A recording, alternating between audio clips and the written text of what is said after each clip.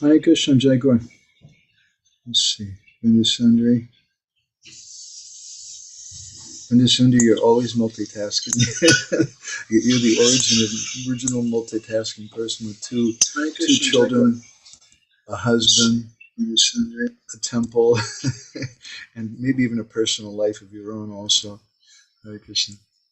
So let's go ahead and start here. So today we're going to call this discussion Prema-bhakti-candrika 2.8. There's different divisions how it's broken up. We're going along with the way it was divided in the printed book of Ishwar Prabhu.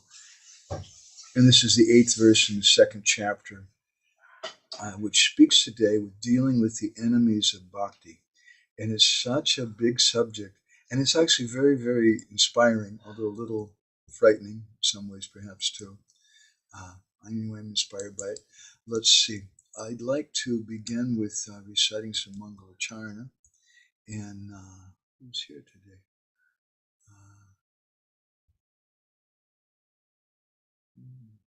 Ujjala Rashid, can you read?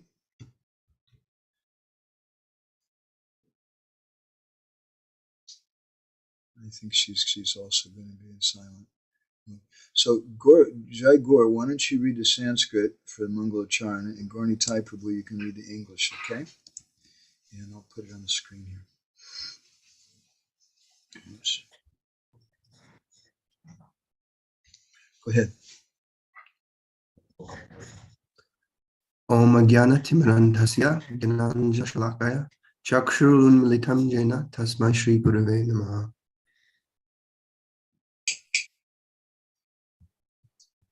Gaur Nitai Prabhu, can you read? Okay, I'll read. I was born in the darkness of ignorance, and my spiritual master opened my eyes with the torch of knowledge. I offer my respectful obeisances unto him. Nama Om Vishnu Padaya Krishna Prashtaya Bhutale Srimati Bhaktivedanta Swaminiti Namini. I offer my respectful obeisances unto His Divine Grace, A.C. Bhaktivedanta Swami Prabhupada, who is very dear to Lord Krishna on this earth, having taken shelter at His lotus feet. Namaste Saraswati Devi Gauravani Pracharine Nirvishesha Shunyavadi Paschatya Deshatarine. Our respectful obeisances are unto you, O spiritual master, servant of Saraswati Goswami. You are kindly preaching the message.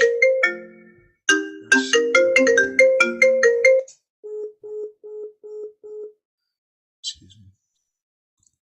You're kindly preaching the message of Lord Chaitanya Dev and delivering the Western countries, which are filled with impersonalism and voidism.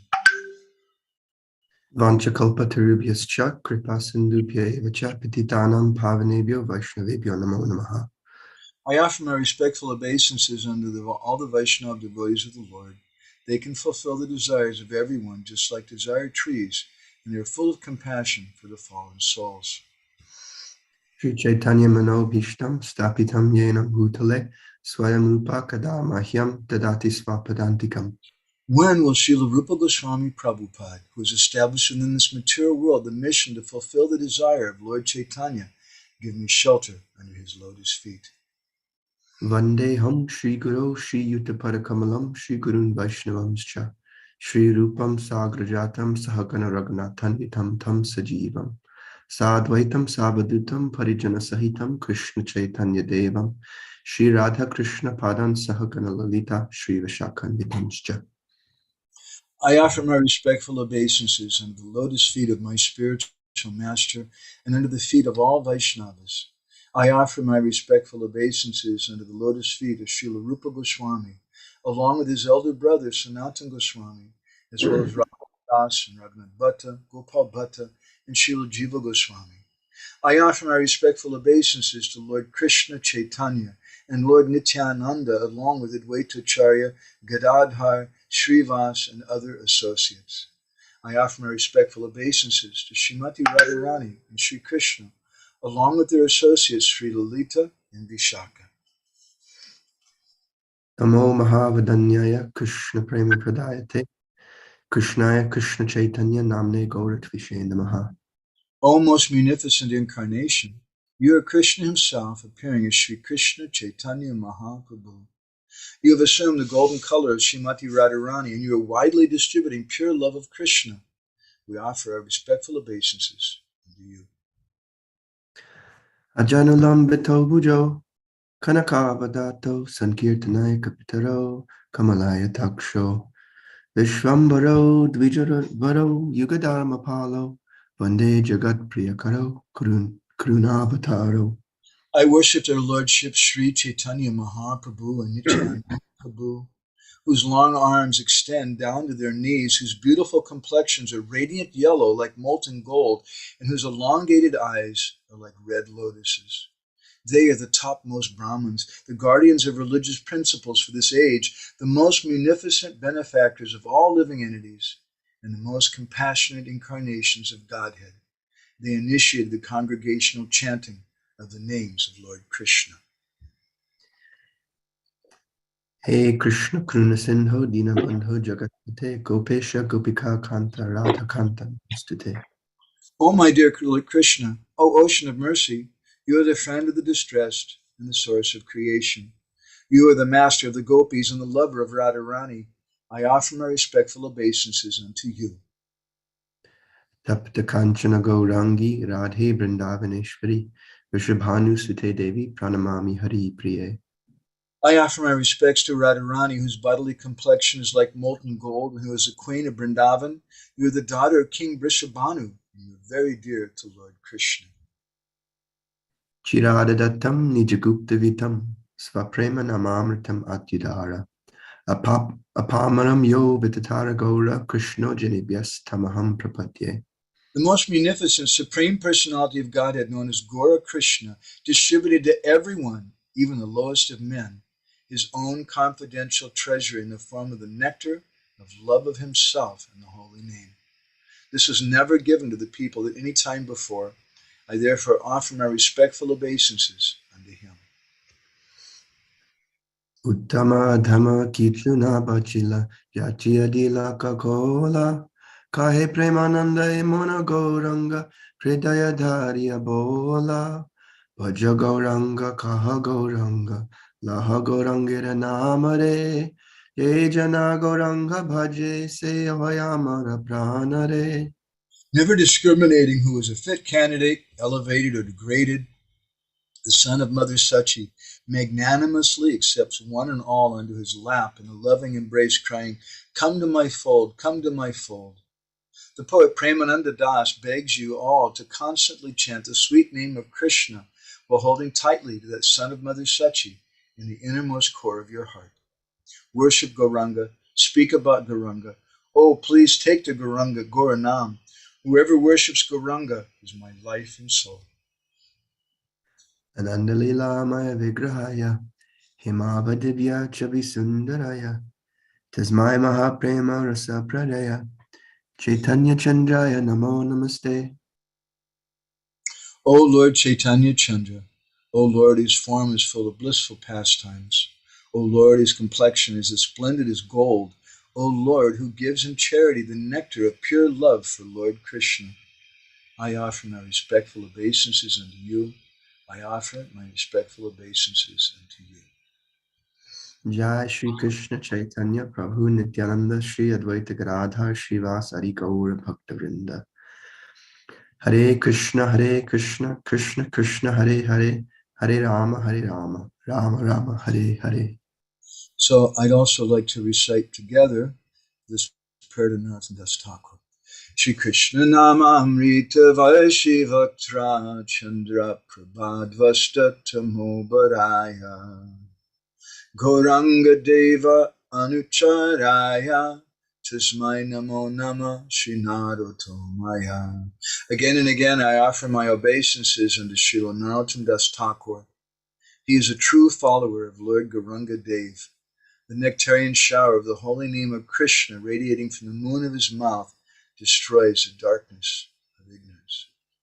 Gora Graganya Gana Gocha Goloruharam Gauranga Gudatama Gopyara Kopa Briksham Gopala Gada Ratidam Yati Singha Gora Govinda Deshikavaram Satatam Namami. So we're starting the day. We have another new verse, text number 8. I don't know. It's such a big subject, and there's so much to say about it.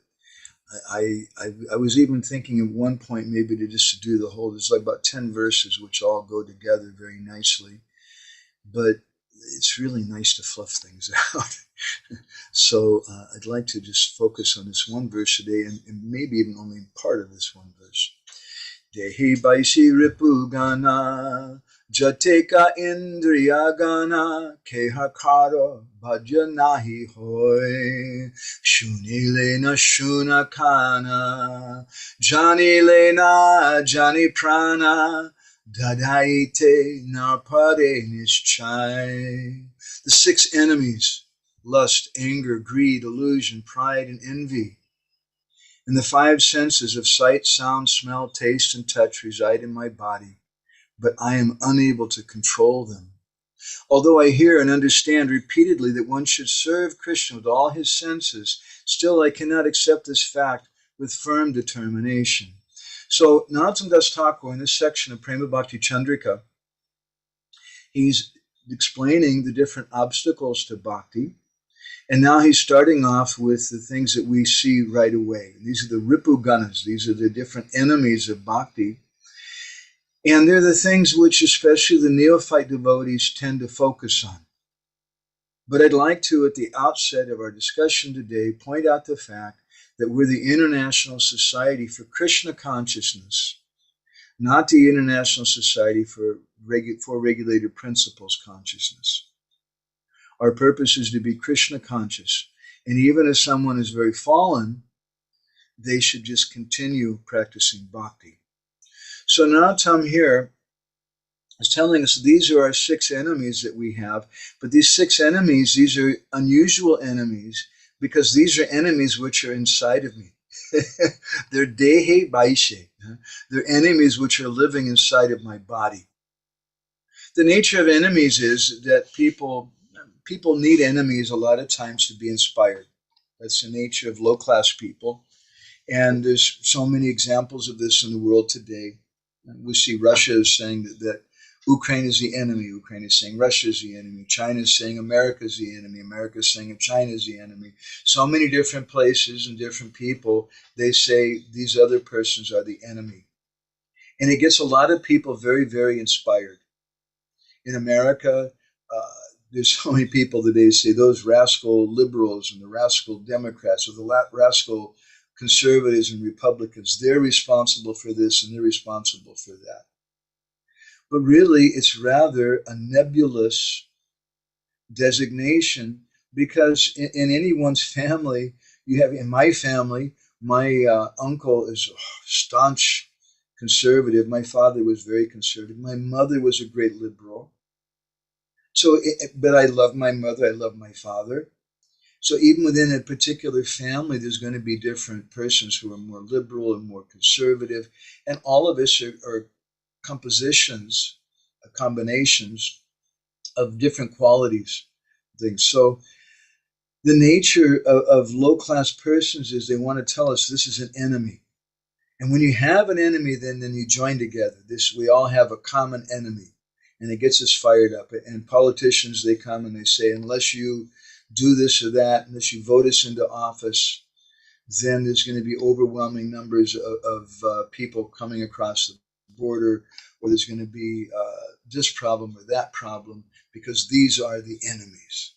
The liberals are the enemies, or the conservatives are the enemies. But now Tom, he's taking a little different thing. So he points out, dehe, baise, that when we speak about ripū-gaṇa, about enemies, most people think of it as something external. Every year in India, when there's a cricket match, the annual cricket match between India and Pakistan, the whole country closes down. And everybody, they're just stuck to their television screen because for India, Pakistan is the demons. They're the great enemies. And the same thing is going on in Pakistan. For the Pakistani, India is a great enemy. But it's such a ridiculous thing because there's people in these countries, and they're not all good, they're not all bad, they're not all this way or that way. They've just been put into a designation. So that's a common way to look at enemies. And Narottam is saying that I want you, by saying dehe, baise, he's saying you're going to have to look in a little different way. Look inside. The enemy is inside. As the devotees once asked Srila Prabhupada, who is a devotee's enemy? Everybody was quiet for a moment. And Prabhupada said then, he is his only enemy. There is no other enemy. You are the only enemy. Same thing that Pogo said. We often quote from the cartoon strip in America. We've met the enemy and he is us. So we have this enemy when we're dealing with bhakti, and this enemy is within us. It's jatika indriya gana. It's all the different senses. Kāra, keha, kāra, bādhya, nāhi, haya. And he says, but I have this problem, and this is a very important line. Keha, kāra, bādhya, nāhi, haya. It's a very important line. I can't control it. I can't do anything about it. Now, how many times have we all felt that way about our senses? That I can't control my senses. And many times we demonize ourselves. Because I can't control my senses, it means I'm not a devotee. Because a devotee, and then we give the definition of a yogi, someone who controls their senses strictly, and this, that's a real devotee. But because I can't control my senses, then I'm not really a devotee. And then we tend to focus on control of the senses. As we sometimes comment, Rupa Goswami has given us his Upadeshamrita. And he begins with the verse, Vacha vegam, manasa kroda vegam, jiva vegam, agara pasta vegam, itan vegam, yo visahita diraha, savamapi mamit pritivim sasishyat. That someone who can control anger, can control the tongue, the belly, the genitals, that person can initiate disciples all over the world. But the verse actually comes from Yoga Sutras, and it's not something Rupa Goswami copied from them, and it's not, strictly speaking, dealing with bhakti at all. In fact, Bhaktivinoda Thakur, in his commentary on that verse, he says this verse doesn't have anything to do with bhakti. Bhakti is not dependent on this. He says, but what this is the doorway to bhakti. This is a doorway at which point someone can enter into real higher bhakti. So then Narottam here he's saying, he says something which I often quote, Shunilina Shunakana. And we quote a literal meaning of this, I'm hearing but I'm not hearing. And the translation here they're giving, Shunilina Shunakana, Jani Lina Jani Prana. Although I hear and I understand Jani, not Jani Prana, that I should serve Krishna with all my senses, Didhaiti na pari nishchaya. I don't have any drida nishchaya. I don't have any firm confidence in this. Although I've heard it so many times. I'm hearing, but I'm not hearing. Shunile na shunakana. I'm practicing bhakti, but I'm not practicing bhakti. I've heard this thing over and over and over again. So this is our discussion we want to go into today.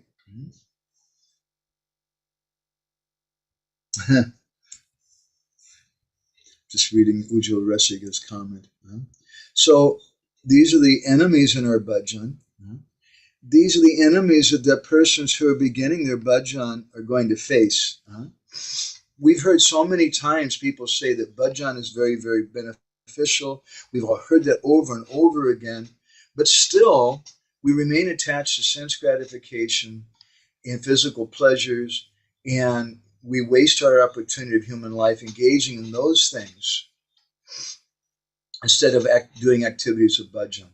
And therefore, Narottam Das Thakur, when he discusses these obstacles, he says, dehe, baise, ripū-gaṇa, jatika indriya gana, keha, kāra, bādhya, nāhi, haya.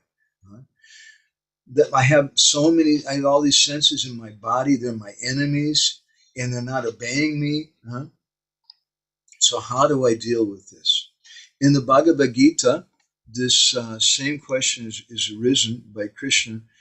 Is a question from Arjuna to Krishna. I'll put this on our board here. This is in the 3rd chapter of Bhagavad Gita. It's a very essential point in Bhagavad Gita. Arjuna says, Atakena prayukto yam papam charati purisha, anicham api vaishnya bhalat eva niyojitaha.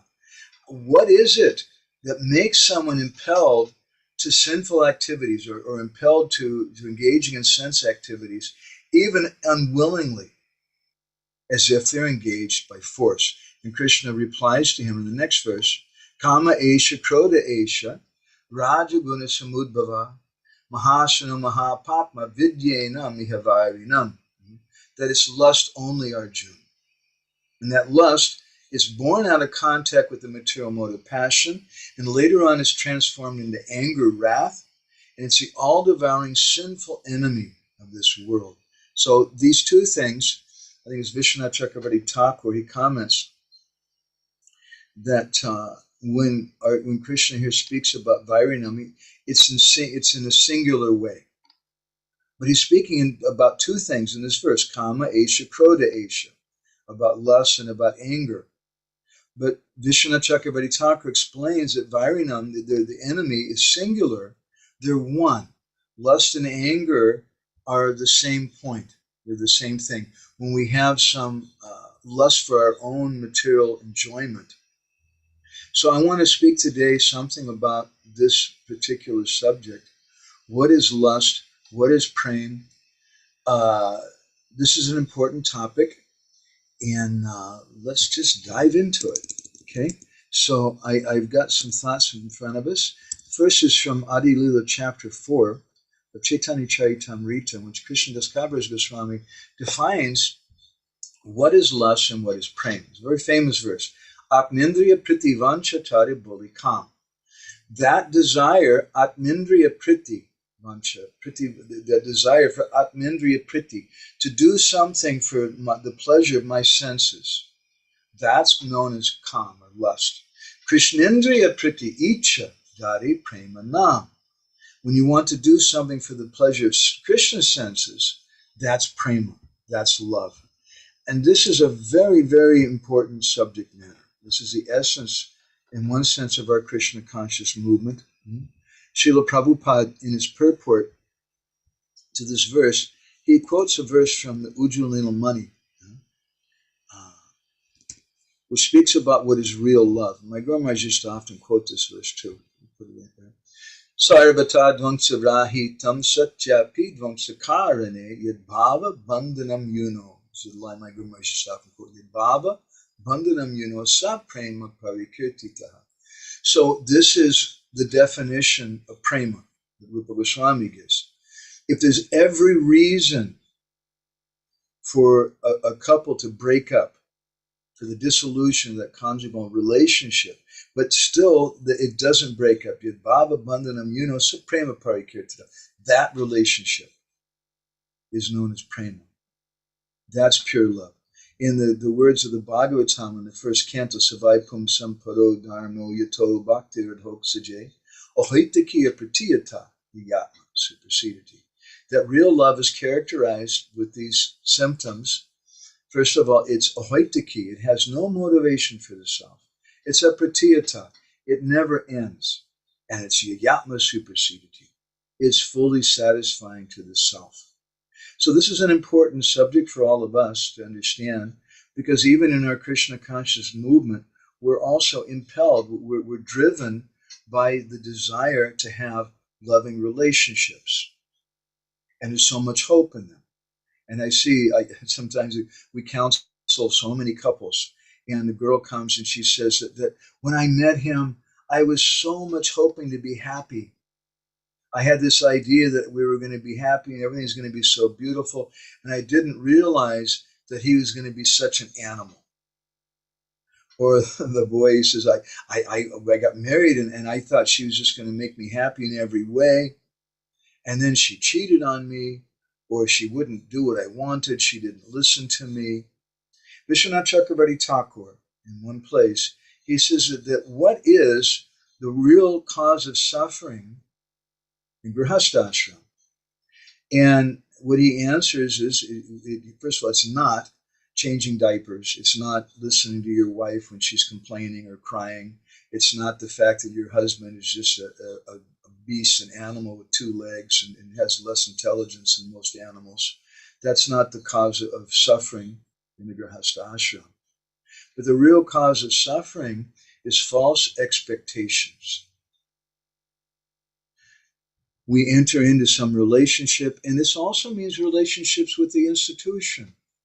People enter into a relationship with ISKCON and they feel like, oh, whatever that means to enter into a relationship with ISKCON, because I really still haven't figured out how I can enter into a relationship with an institution.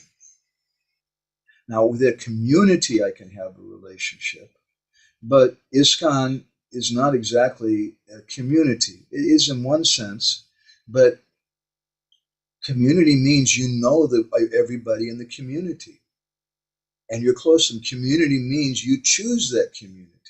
You choose to stay there. But when you have a system with what we have, of temples that people just join, and it's open for anybody who wants to join, that, strictly speaking, is not a community. It's not chosen of your own free will. You're stuck with whatever it is.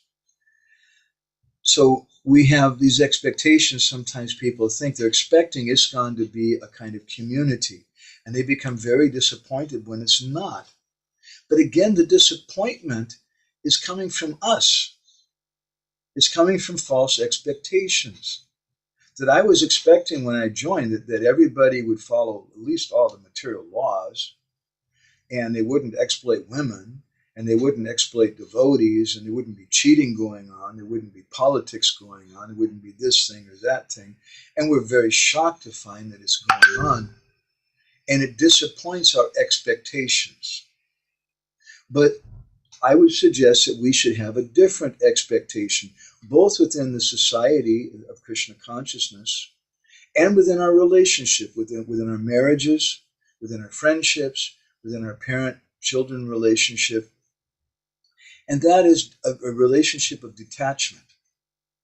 That I have this relationship with the institution because it's Srila Prabhupada's Seva Sangha, and I'm serving that for Prabhupada, but I'm detached.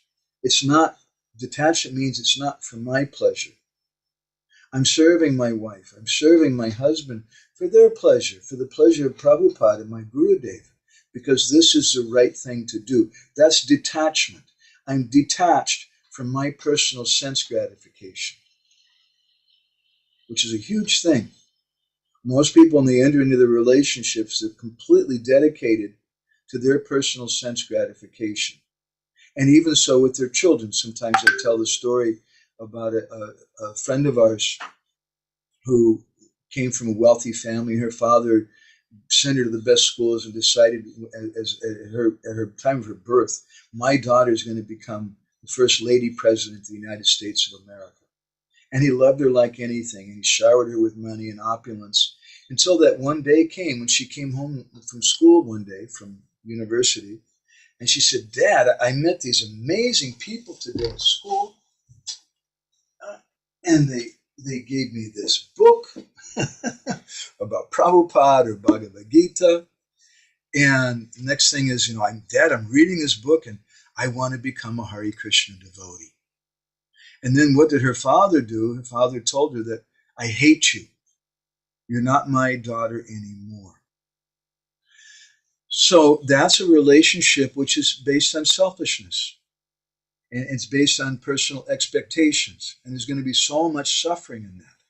But if we have a noble understanding that I'm serving my children, my daughter, and my sons, because this is what will be pleasing to Guru and Krishna. I'm serving them because they're spirit souls. They're ultimately they're devotees, and I want to help them in their bhakti, not for my pleasure. I'm serving my husband, I'm serving my wife because they're a devotee, because I want to help them in their bhakti, and helping them in that way is part of my service to my Gurudev, part of my service to Krishna.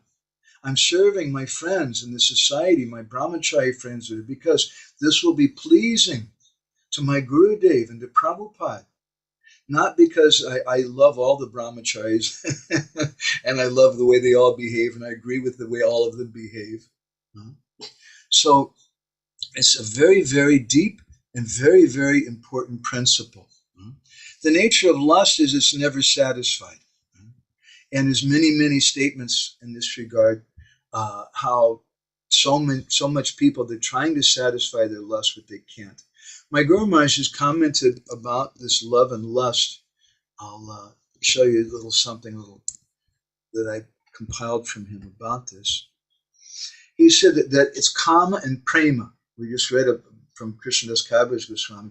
They have the same bij dhatu, or the same grammatical root.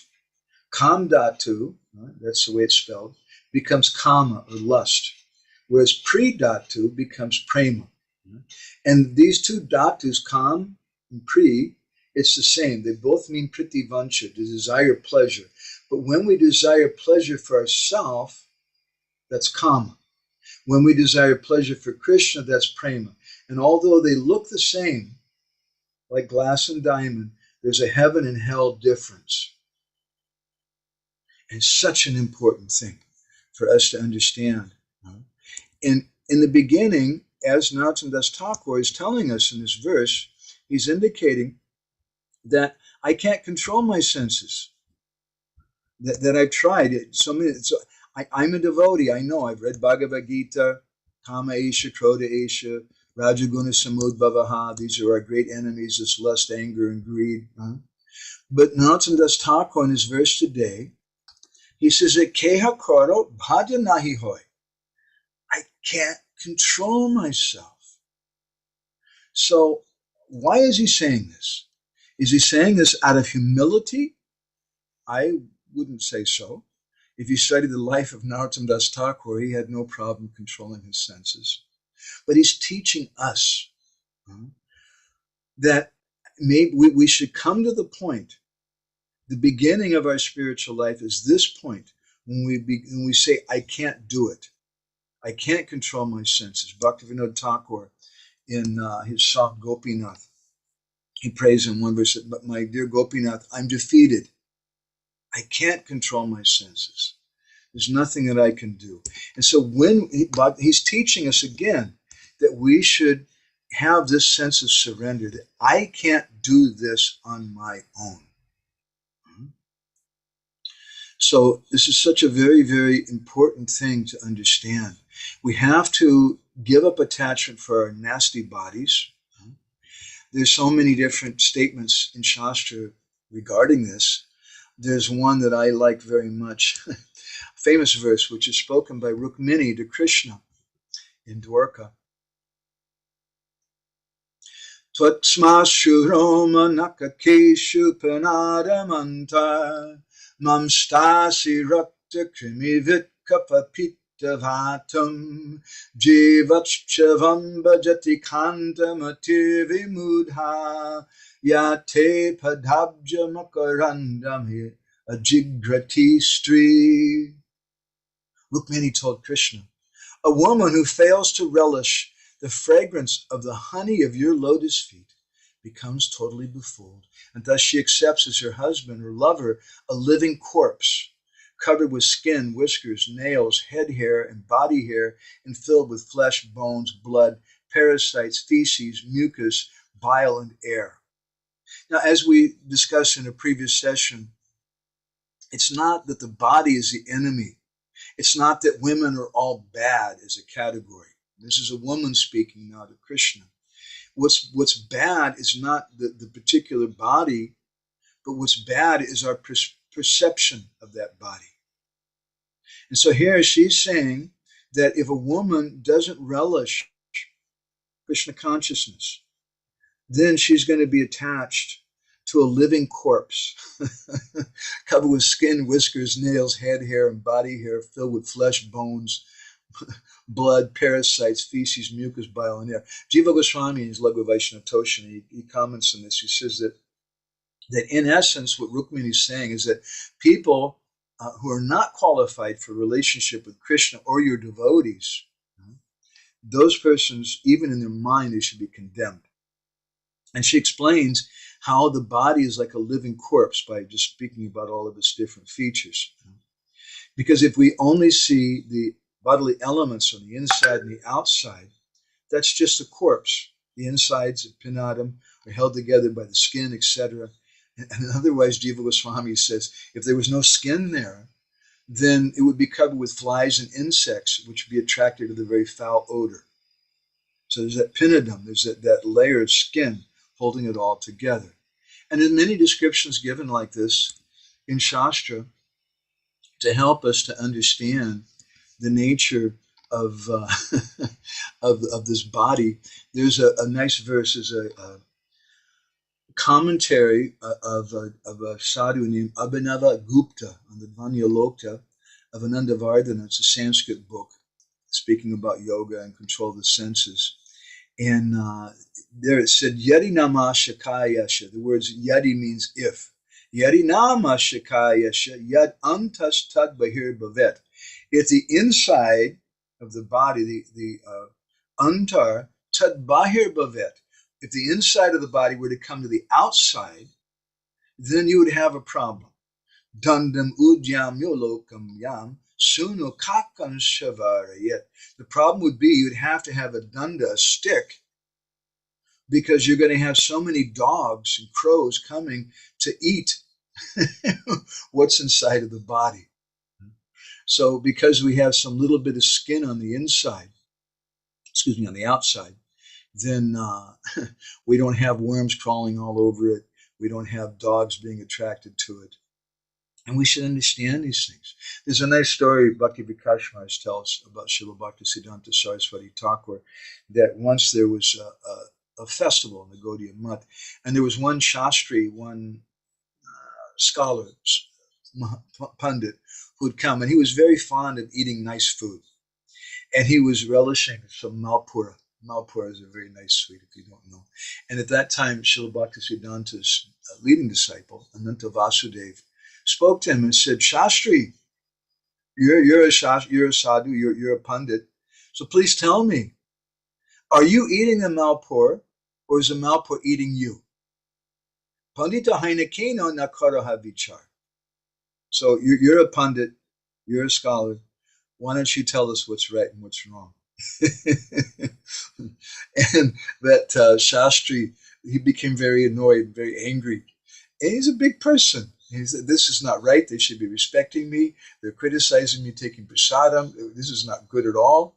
And so he wrote a letter to Srila Bhaktisiddhanta Saraswati. And he explained in the letter that I went to this festival at your temple and I was taking prasad, but I became disturbed at the heart because someone spoke to me in this way. He said, look, I'm not a poor person. I'm an important person. I have a pension from the government. My two sons earn a lot of money. My wife is expert in preparing all kinds of delicious food. I've eaten so much Malpur. I didn't come to the mutt just to gorge myself on Malpur. But your disciple, Nanta Vasudeva, asked me, he said, are you eating the Malpur or is the Malpur eating you? And so when I heard that, I became a little depressed. This is not good. Am I so greedy that Malpur is going to eat me? And when Srila Bhaktisiddhanta Saraswati, he read that letter, he told his disciples who were sitting around him, he said, who in this world, what learned people in this world can understand, can comprehend Ananta Vasudeva's question? And he said, even amongst us, we have so many devotees here, who can understand this point? And so then they wrote a letter to that Shastri, Srila Bhaktisiddhanta did, explaining the real purport of what Ananta Vasudeva said. And he said that it's not that we eat the prasad of the Lord. We say Senamrita Pao, not Senamrita Cow. Cow in Bengali means to eat. Interestingly, if you learn a little Bengali, cow also means to drink. Cow also means to smoke. It means this when you ingest anything in your body. But we don't say Senamrita Cow, I'm eating prasadam. We say Senamrita Pao, I'm accepting prasadam. So Srila Bhaktisiddhanta told him it's not fit that we eat prasad, meaning that we measure it. Oh, this is good prasadam. He said, if the prasad enjoys us,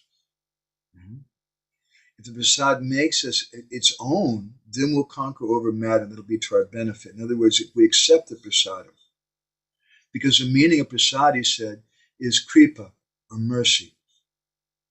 And the remnants of a Vaishnava's prasad are maha prasad. And then Srila Bhaktisiddhanta in his letter quoted a verse which is spoken by Uddhava to Krishna in the 11th canto. Taya bhukta shagganda vasa lankara charchitaha uchista bhojino dasastava mayam jayemahi. That when we accept those Taya upabhukta means those things, bhukta means to enjoy, we've already been enjoyed by you, such as the shrak, the garlands, the ganda, the fragrances, the vasa, the cloth, the ornaments and dress, the alankar, the decorations and things, and the uchista, the remnants of your food that you've already enjoyed. And he says that uchista bhojino dasa, the remnants of you or the remnants of your servants. When we take those things, then we'll conquer over the illusory energy. Mayam jayemahi. Jayema means that we conquer jaya. Jayema, mayam jayemahi, will conquer over the illusory energy. So we should understand that prasadam is the Lord's mercy. And we take the prasadam so that the Lord can enjoy us. We serve the prasadam. Srila Prabhupada, and many sadhus, my Guru Maharaj, when he would take prasadam, he wouldn't speak. I'm not on such a platform. Oftentimes we sit and we talk. But I've seen many sadhus, they sit, and when they take prasadam, it's with great concentration. Because they're doing seva. It's prasad seva, not prasad bhoja, that we're there to enjoy prasadam. Vishnu prasadam, Krishna prasad is transcendental. It's the same thing as Krishna himself. So we should understand that when we contemplate the senses, jayato vishayam pumsa samgasteshu pajayate, when we contemplate those objects of the senses, then they have some children. From that contemplation comes some attachment. From the jayato comes sangas teshu pajayate, some attachment from them. And from that sangha, that attachment, sanjayate kama, then is born another grandchild. And that grandchild is lust. And then from lust, the grandchild, comes a great-grandchild, krodha vijayate, anger.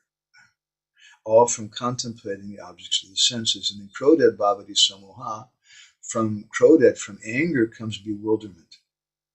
It's a great-great-grandchild. And samoha smriti vibhrama, we become bewildered, and from that bewilderment comes smriti vibhrama.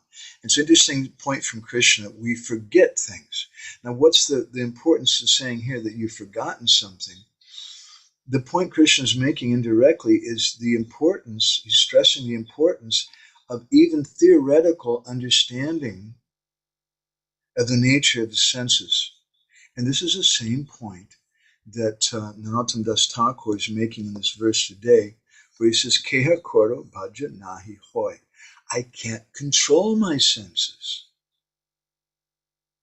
So Krishna indirectly is referring to this when he says, samohat smriti vibhrama, that I forget this thing. Don't forget. In other words, we may not be able to control our senses, but I can't control my senses, myself. And when I come to understand that point, that it's not possible for me as a bada jiva to do that, but I should take shelter of, first of all, the first thing I take shelter of is a philosophical point that I can't control my senses. Keha kāra bādhya nāhi haya. That's the first thing. That's the beginning of our spiritual life. And then we call that to Gopinath. So in Caitanya-candrodaya Krishna Das Kaviraj Goswami, he says, and it's very important that we water the bhakti lata beach and we don't water the weeds. He says, sheka jalapana upashaka barihoy. If you don't distinguish between what is the mula shaka, the important creepers, the important plants, and the upashakas, or the weeds, and you give water to both, then you're going to have a problem. Well, for me as a neophyte devotee, what does that mean? Well, there's a very simple understanding that Narottam Das Thakur is giving us here. Keha, kāra, bādhya, nāhi, haya. I can't control my senses. So what does it mean? It means I should begin to hear, because he says, Srinalena Srinakana. I'm hearing, but I'm not hearing. Jani Lena Jani Prana. Dadaite na Prati Nishchoy. And because I'm hearing, but I'm not hearing, I can't act with determination. I can't act with confidence. So Narottam is saying that, therefore, indirectly, that I should hear properly. And Krishnadas Kaviraj Goswami, by speaking about the sakas and the upasakas, his point is very simple and obvious too. We should focus on the mula saka, or the chief creepers, our bhakti lata bij. And we should have some understanding. Don't take shelter of these other things. When your mind raises its hand and says, hey, you got to get on Facebook and tell this guy that he's a real jerk. And you got to argue with him, and you got to we got to have a revolution because of this or that. Then you should say, well, just a minute, my dear mind. Let me think about your suggestion for a moment. And then you think to yourself, is this what I've heard from my Gurudev? Is this a solution my Gurudev came to give? Is this a solution Prabhupada and Chaitanya Mahaprabhu came to give? And if it's not the solution they came to give, then I bow my hands and I'm sorry, but I'm not going to take part in that. Please forgive me. But their solution they saw is that I simply do bhakti. And sarva karma krita hoy. Krishnadas Kaviraj Goswami says that this is the nature of Shraddha. This is how he defines Shraddha. Faith means that I have the firm conviction all I have to do is bhakti, and it'll solve all the other problems. I don't have to worry about politics. I don't have to get involved in ISKCON management. I don't have to go to a counselor. I don't have to do this thing or that thing. All that I need to do is just have firm faith that bhakti is going to solve all the problems. And that was Srila Prabhupada. He had 2 heart attacks in 2 days coming over in the Jaladuta. But he wasn't freaked out thinking when he arrived in Boston, it wasn't that I got to go to a hospital right now. He didn't say that. If I were to have 2 heart attacks in 2 days, most of us, we would immediately go to a doctor. Doctor, what should I do? Prabhupada never went to a doctor at that time. He had 2 heart attacks in 2 days. He almost died. He arrived in another country, in America, with the best hospitals in the world, perhaps. But he didn't go to a doctor because he had this firm faith that this is coming from Krishna and bhakti is everything. That's all that I have to do. So we should have the same understanding, the same firm conviction that I should take shelter of bhakti. In many, many places in our literatures, in Caitanya-candrodaya and Madhya Lila chapter 22, there's a verse which appears in Bhakti Rasamrita Sindhu. Actually, I think this verse is written originally by Srila Sanatana Goswami, but Rupa Goswami, I believe, quotes it. At least it's quoted in Bhakti Rasamrita Sindhu. Kamaha dinam katina katidan palita duni deshas. Tesham jata moina karuna natropa no pashanti. Usri jaitanata yadupate sampraptam labdha buddhis. Tvam ayata sada namabhayam nirukshvat madashye. He says, my dear Lord, I have all these personalities coming, and they're trying to give me instructions in so many different ways. All this lust, kama, adi, lust, anger, greed, and all these different things. And they're coming. How many of them are there? Katina, katida. I don't even know how many there are. I've been very obedient. Palita dunideshas. I've obeyed them. Their orders are dunidesha. They're very bad orders. They're going to cause me trouble. But still, I've been so faithful, so obedient, so chaste to my lusty desires. Palita. I followed them and done whatever they told him. Tesham jatamai na karuna na tropa no pashanti. Even though na karuna, they didn't ever show any mercy to me. But still, natropa nopashanti, I don't want to give them up. I don't even have a desire to give them up. But now, Utsri Jaitan Ata Yudupade, Sampraptam Labda Buddhi, Sampraptam Labda Buddhi, I've gotten a little bit of a brain. Because I'm hearing Krishna Katha, because I'm hearing the message of Srimad Bhagavatam, I'm hearing the Vani of our 6 Goswamis. And I continually hear that. And I want to hear it purely, not mixed way, not in a watered down way, but simply the way that it was given by our acharyas. Sampraptam Labda Buddhist, then I get a little bit of a brain. And at that time, then I realize, as Narottam Das Thakur says, I can't control my senses. I can't stop this. Tum ayata sadhanam abhayanam nirukshat madashi. So then I come to you. Saranam, I take shelter at your lotus feet. You who are abhaya, you give all fearlessness. Please, please, please engage me in your service. Please save me. So Rupa Goswami gives this verse. He says this is the beginning of our bhakti. When we understand something, we've heard so many things, but when is it going to get through to my head? Raghunath Das Goswami has spoken about this in several places. His Braj-Vilas Stava is a wonderful, wonderful book. If some of you haven't seen it, I would highly recommend reading that book. It's all about all the different pastimes in Braj. Did my mic just go kind of crazy for a moment? I think maybe it did. Anyway, I have a bad connection on my computer, which gets loose. The mic is fine. So Raghunath Das Goswami gives this verse, which I like very much. In the beginning of Braj-Vilas Stava, he speaks about Nanda Maharaj, about Mother Yashoda, about the cowherd boys, about the cows. He speaks about the trees of Braj. He speaks about the gopis and Radharani and their pastimes. It's a wonderful, wonderful, very, very rustic book. How does he begin the book? He says, Pratishta Rajabir-badham Kamadyar Vatmapati Bihi Chitvata Samarantastam Agare Pantumam Bataha. He says, I have this problem. I'm on my way. I'm on the bhakti pata, on the pathway of bhakti. But I've been attacked by some robbers. And who are those robbers? It's pratishta. Kam adyar, lust, anger, and greed. And this pratishta, this distinction, this is the ropes that they use, this desire to have some prestige and position in a society. These are the ropes that they're using to tie me up. And they're destroying me. I can't do anything. I can't stop it. I can't control my senses. So what can I do? Chitvatu sangarandastan agare pantumam, but I have to call out, help me, help me, help me.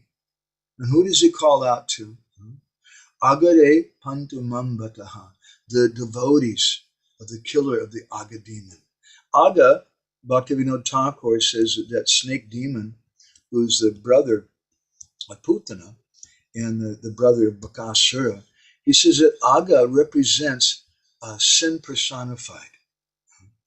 So the sin personified is killed by Krishna and his devotees. And there's another very similar verse, which Gauni Prabhu, I have a feeling, is familiar with because he loves Raghunath Das Goswami's Manasiksha. I'll share this with you. Very similar verse, he said, in 5th verse of Manasiksha.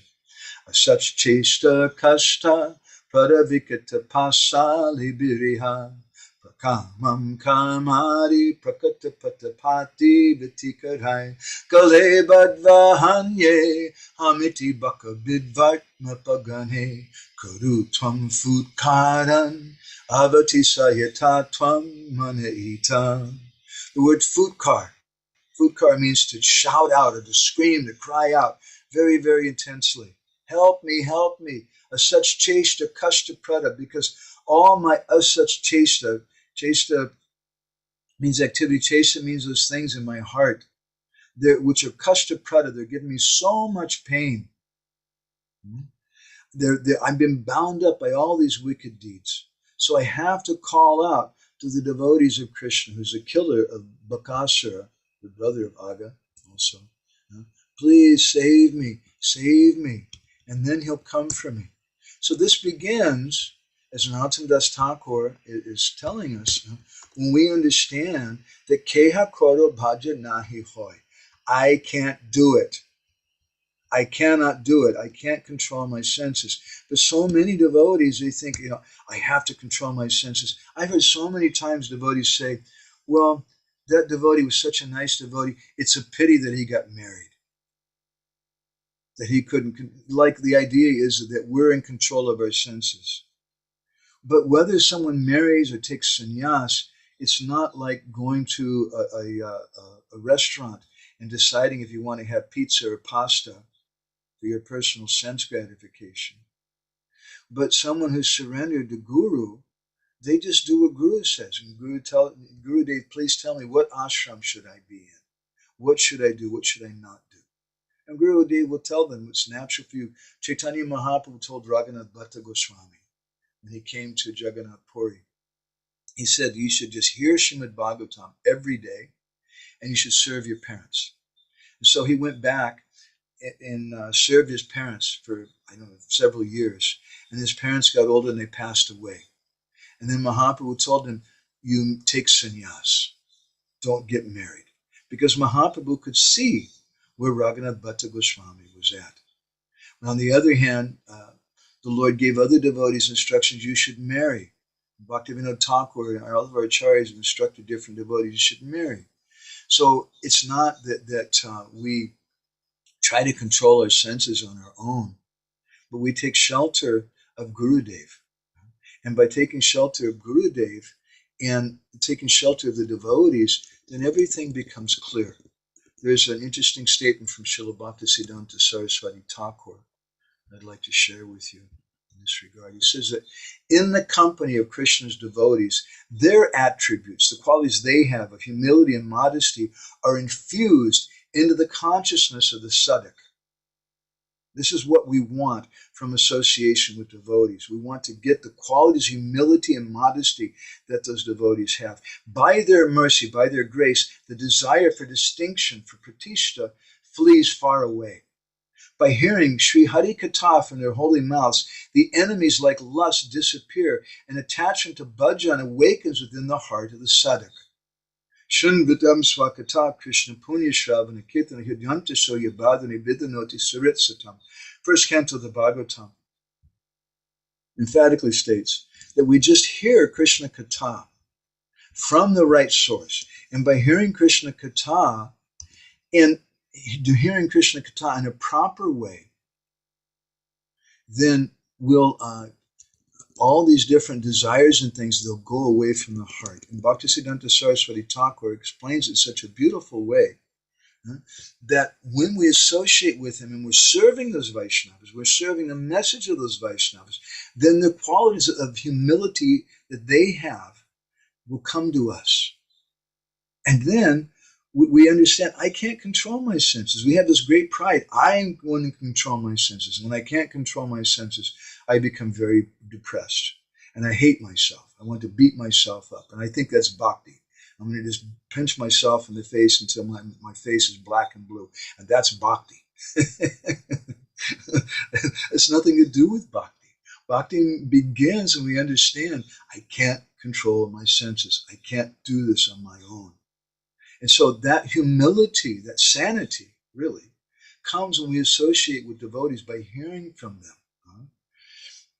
And those qualities of lust and anger and greed will go away. Bhaktisiddhanta Saraswati Thakur similarly says in Amritavani, if my mind gets an opportunity, it will ruin me. The stupid mind has a tendency to serve lust, anger, and other material propensities. In order to engage everyone in Maya's service, the service of lust and anger, this wicked mind takes a position of instructor. A materialistic mind is always ready to envy Hari Guru and the Vaishnavas. Therefore, rather than listening to his dictations, one should hear from Guru Sadhus and Shastra. And so many different places our acharyas have given Manasiksha. Raghunath Das Goswami has given Manasiksha. Bhaktivinoda Thakur has given a Manasiksha. And they pray, my dear mind, Bhaktisiddhanta Saraswati has given a Manasiksha. My dear mind, you're very, very good. No problem. Just please excuse me. I'm not going to listen to you right now.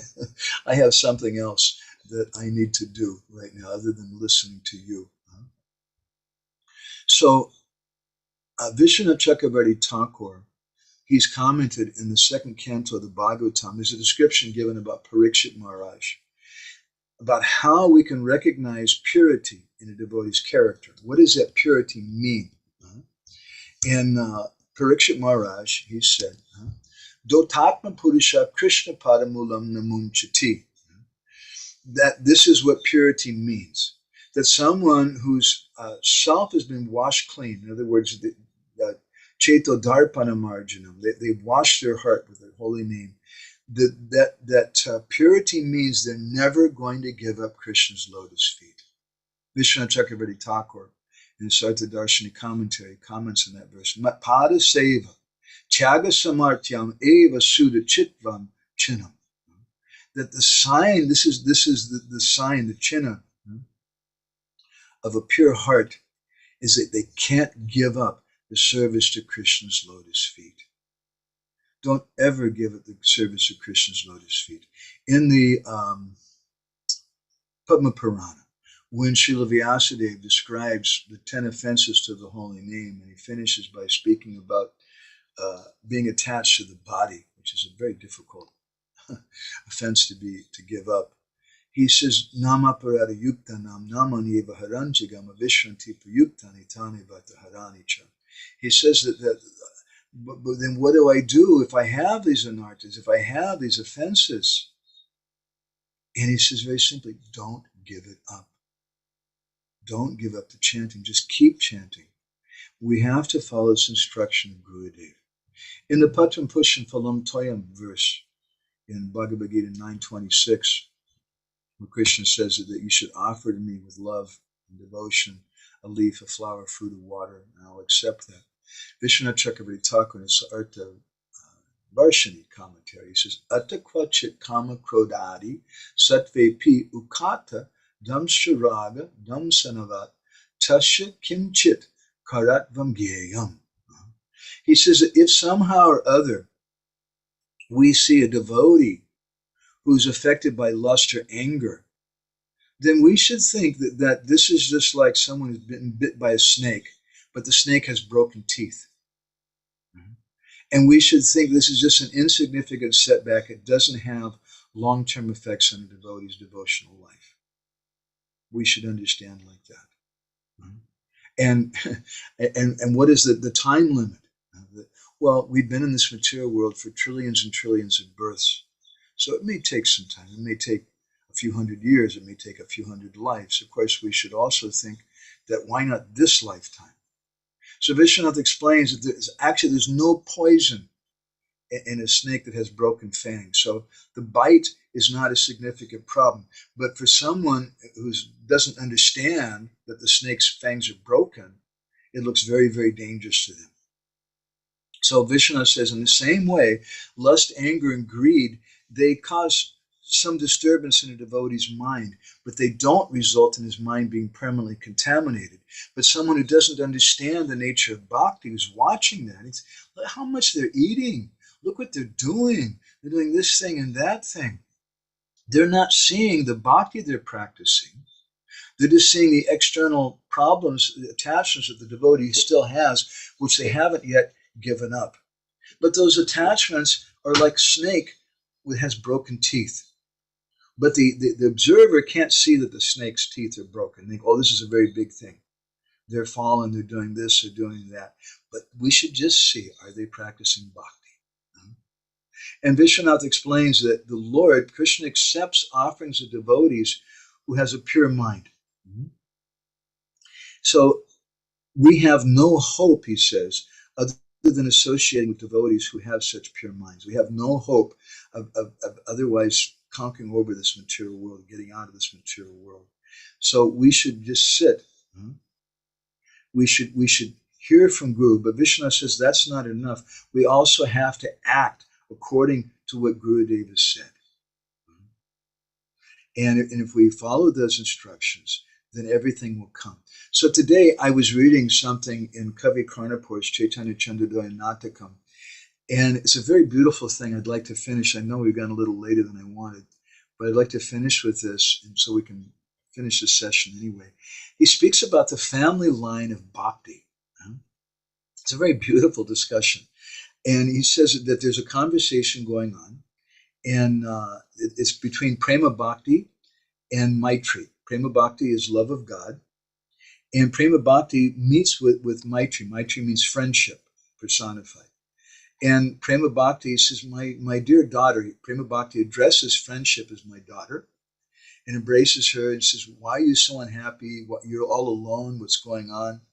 And then Maitri, a friendship, says that my friends were all defeated by Kali, personified. And then, overcome with fear, I fled for my life. I didn't know what to do. And then Prema-bhakti says, baise, my dear person, says, nirbhavamata param stiyatam. You just stay with me, stay with Prema-bhakti. And you should know that I'm the sister of your grandmother. And Maitri says, kaham via, how is that? And Prema-bhakti then describes the family line of bhakti. Very beautiful thing. He says, I will tell you who your father is, who your mother is. Bhagavat-anugraha nama janako bhagavat-jana-āsaktiḥ. Janani tayos tu samaya bharinya patyani. He says that you should consider this thing. Bhagavat-anugraha nama. That your father, friendship, this is friendship. The father of friendship is the Lord's mercy, bhagavat-anugraha. And the mother of friendship is bhagavat-jana-āsaktiḥ, attachment to the Lord's devotees. This is the father and mother of friendship. Mercy of the Lord. And now he's speaking here not about mundane friendship. Of course, Prema-bhakti is speaking. She's saying that it's not mundane friendship. This is devotional friendship. Your father is the mercy of the Lord. Your mother's attachment to the Lord's devotees. And he says, Janani tayos tu samaya bharinya patyani, that after some time, bharina apatyani, they had many, many children. Eko vivekanam. First of all, there was a son. Okay, so the mercy of the Lord and attachment to the Lord's devotees had many different children. And the first was Vivek. Vivek is discrimination. And then there's also many daughters. Those daughters were bhakti. And Vivek then got married. Vivek, who did Vivek marry? Who did discrimination marry? Discrimination married mati, or thoughtfulness. So Vivek, discrimination, we have Vivek, discrimination is the son of the mercy of the Lord and attachment to the Lord's devotees. That's the father and mother of discrimination. When we get the mercy of the Lord, when we have attachment to the Lord's devotees, in other words, what rises next is Vivek, discrimination. And bhakti arises. It's very, very important because there has to be, it comes from the father and mother of bhakti is the mercy of the Lord, and it's causeless, how that mercy comes, and attachment to the Lord's devotees. Bhakti stu bhagavad bhakta sangena parijayate. Brihanardiya Prana says that bhakti comes by the mercy of the devotees. And so from that mercy of the Lord and attachment to the Lord's devotees comes Vivek, discrimination. And then there were also, he has different sisters who are bhakti. The sisters, bhakti, the brother of bhakti is discrimination. It's so important to discriminate. And then discrimination, Vivek, gets married to mati. Mati is thoughtfulness. So we have to discriminate and we have to become thoughtful. And then when Vivek and mati, discrimination and thoughtfulness, get married, they have a daughter. And what is the name of the daughter? Anasuya. Non-enviousness. When we consider things very carefully, as a result of the mercy of the Lord and being attached to the Lord's devotees, having bhakti as a sister, then that discrimination, when we marry thoughtfulness, then comes non-envy, anasuya. So then Anasuya got married. And who did Anasuya marry? Anasuyaya sambhavam patim. She had a husband who is equanimity, sambhavam, equal to everyone. And Anasuya and Samabhav, equanimity and non-envy, they had two sons. Very beautiful point. And who are those two sons? Swabhava, Sudam. Swabhava and Sudam. The first son of equanimity and non-envy is naturalness, Swabhav. Just to be a natural person. We're not natural in so many different ways. But when we go through this line of our family, we have the mercy of the Lord, we have attachment to the Lord's devotees, we practice vivek or discrimination, we're close with bhakti. And then that discrimination gets married to thoughtfulness, to mati. Then comes non-enviousness. Because that non-enviousness is described in the first canto of the Bhagavatam, that the first verse sloka is not coming to my mind, that this is a qualification to be able to hear Anasuya. We have to be free from envy. Otherwise, satam vedyam. Otherwise, we can't vedyam, we can't understand. Thank you, Jaigor. We can't understand the Bhagavatam. So that non-envy is so important. And the non-envy then should marry equanimity. We're equal to everyone. And then that equalness has two sons. Very beautiful. Swabhava and Shuddha. Naturalness and purity. We become a natural devotee. And there's purity there. And then that non-envy and equanimity, they have a daughter who's friendship. And Bhakti Devi says, "You've brought me great happiness."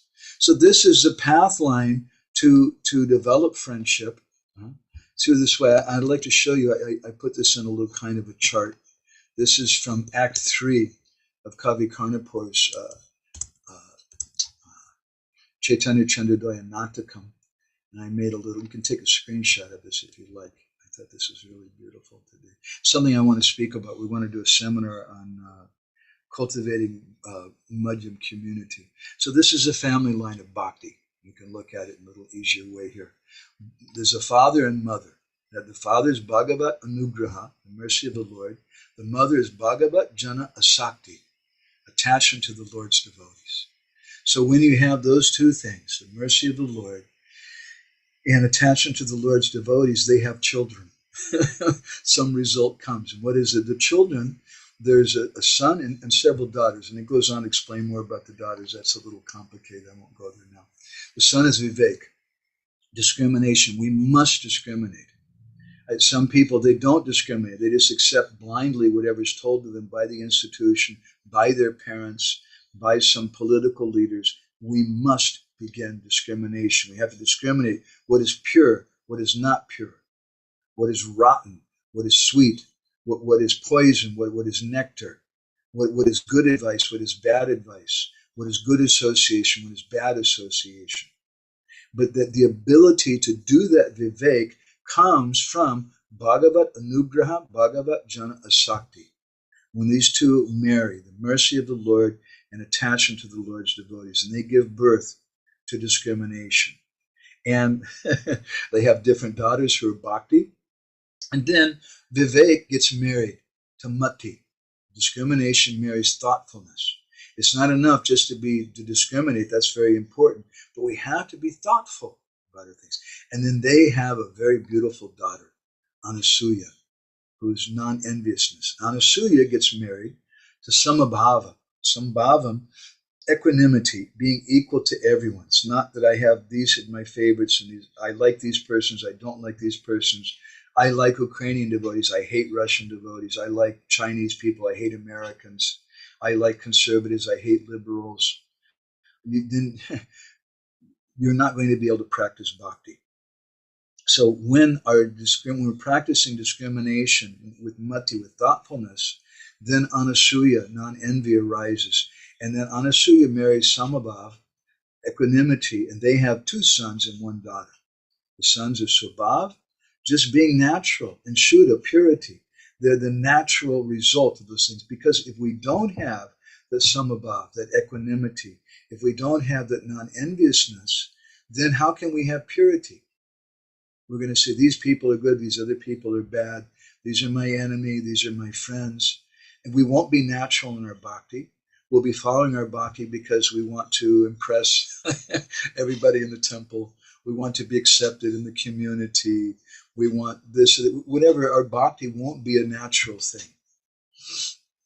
But when we're actually on the platform of non-enviousness and equanimity, then our bhakti becomes natural and purity arises, and then transcendental friendship comes. Oftentimes we're discouraged in the Krishna conscious movement. I've noted that how is it that I have no real friends? I don't see any qualified persons. Everybody's bad. They're all this, they're all that. But we have to create our community. We have to create our friendship. And this family line of bhakti is also a roadmap of how to develop real divine friendship. And it begins by accepting the mercy of the Lord, which is in the form of the holy name, and being very attached to the Lord's devotees, doing kirtan in association with the devotees. And then will come vivek, bhakti, mati, anasuya, samabhav, swabhav, shuddha, and then finally natural friendship, real genuine friendship. And our senses will be naturally controlled in this way, not by trying to grit our teeth and controlling them through our own endeavor, but when we realize that I can't control them. And therefore, Narottam Das Thakur, he stresses this thing in this verse. I can't do it. I cannot control my senses on my own. So let's look at this verse one last time and we'll take some discussion. Narottam Das Thakur, he says that, and I'll summarize everything again here, dehe, baise. I have to look inside myself. Inside myself, ripū-gaṇa, there's enemies inside me. That's what I should be focused on, the internal enemies, not the external enemies. Jateka indriya gana. And these enemies are what? They're my indriya gana, they're my senses. And keha, kāra, bādhya, nāhi, haya. I can't control them. This is progress.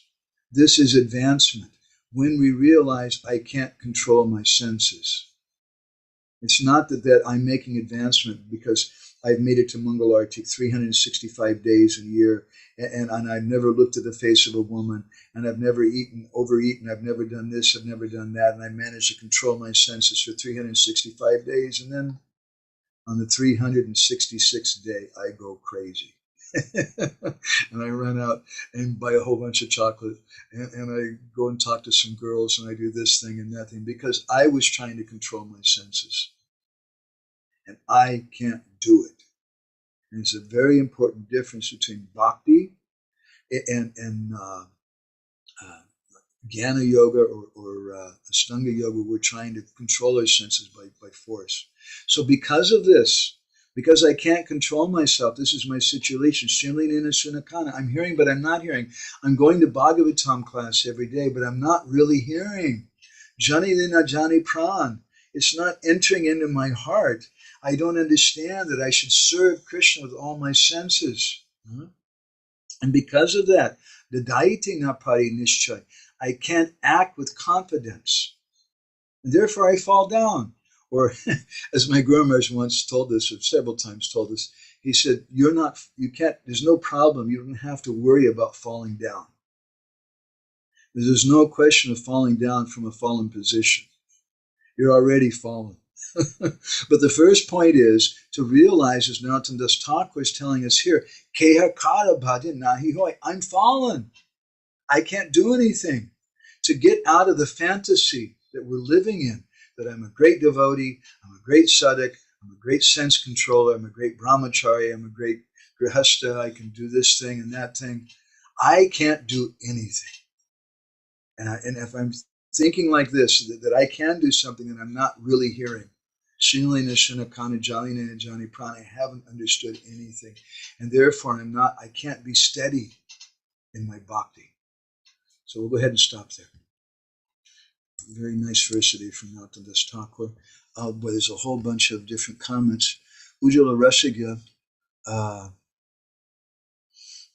you made a bunch of nice comments. You're here. Do you want to read out your comments or make them? Is that possible? Or there you are. Hare Krishna, nice to see you. Inside the hospital, and there is the famous brick wall, Ujjala's brick wall. We're going to put a plaque there after you leave this world. Ujjala Rasiga's brick wall. Hare Krishna, Prabhu. My pranams to you and to all the devotees. That's very wonderful, Katha, Prabhu. I was trying to get the sequence, so I put the points in there, the wonderful points, Prabhu. But so the humility, gathering the sanity, that's the first thing in bhakti, that I cannot do this on my own. So understanding that disqualification, I cannot just do anything on my own. So after that, because I cannot do anything on my own, I was looking for the continuation, Prabhu. So what is it? Yes, I cannot do anything on my own. So after that, Prabhu, is it that I just have the instruction of my guru, so I just try to do something? What is it, the next step? Srila Bhaktisiddhanta Saraswati Thakur, sometimes we discuss this article that he wrote called Associates of Sri Chaitanya. And in that article, he makes a comment. He says that the disciple is a how do you put it? Separable constituent. That's it. Thank you very much. I knew someone was going to remember that. A separable constituent of the guru. The guru expands as a disciple. When we accept the order of Gurudev, when we associate with Gurudev, and the way that Vishwanath Chakrabarti Thakur was speaking about in one of the purports we were looking at, where he speaks about how we want to associate with the devotees and we develop their humility. It's not just false humility, which we have a lot of, and that false humility is not all bad. I mean, right, isn't it better that your daughters have false humility with their parents than no humility? Isn't it? It's better that they're at least they bow their head and say, yes, Mom, whatever you say, Mom, okay, Mom, than just tell you, well, just go to hell, I don't want to do it. Right? They may not want to do it, but at least they say, so that false humility is still something, but we want real humility. And real humility we'll get in association with those devotees. We'll get by associating with Gurudev and following instruction of Gurudev. And so that firm determination that I'm going to hold on to my Gurudev's instruction, I'm going to hold on to the mood of my Gurudev, I'm going to hold on to the solutions of my Gurudev. I want to think about that. It requires vivek and mati. It requires some discrimination, some thoughtfulness to hold on to that instruction of my Gurudev, to understand what was his mood, and look at anvaya vyatireka directly and indirectly. Directly, what was Gurudev giving as a solution? Indirectly, what was he abandoning? I never saw Srila Prabhupada emphasizing psychiatry or counseling or astrology or this thing or that thing, or marriage counseling even. It doesn't mean those things are bad and they have absolutely no utility. They may sometimes, but let me understand, this is not what my Gurudev took shelter of.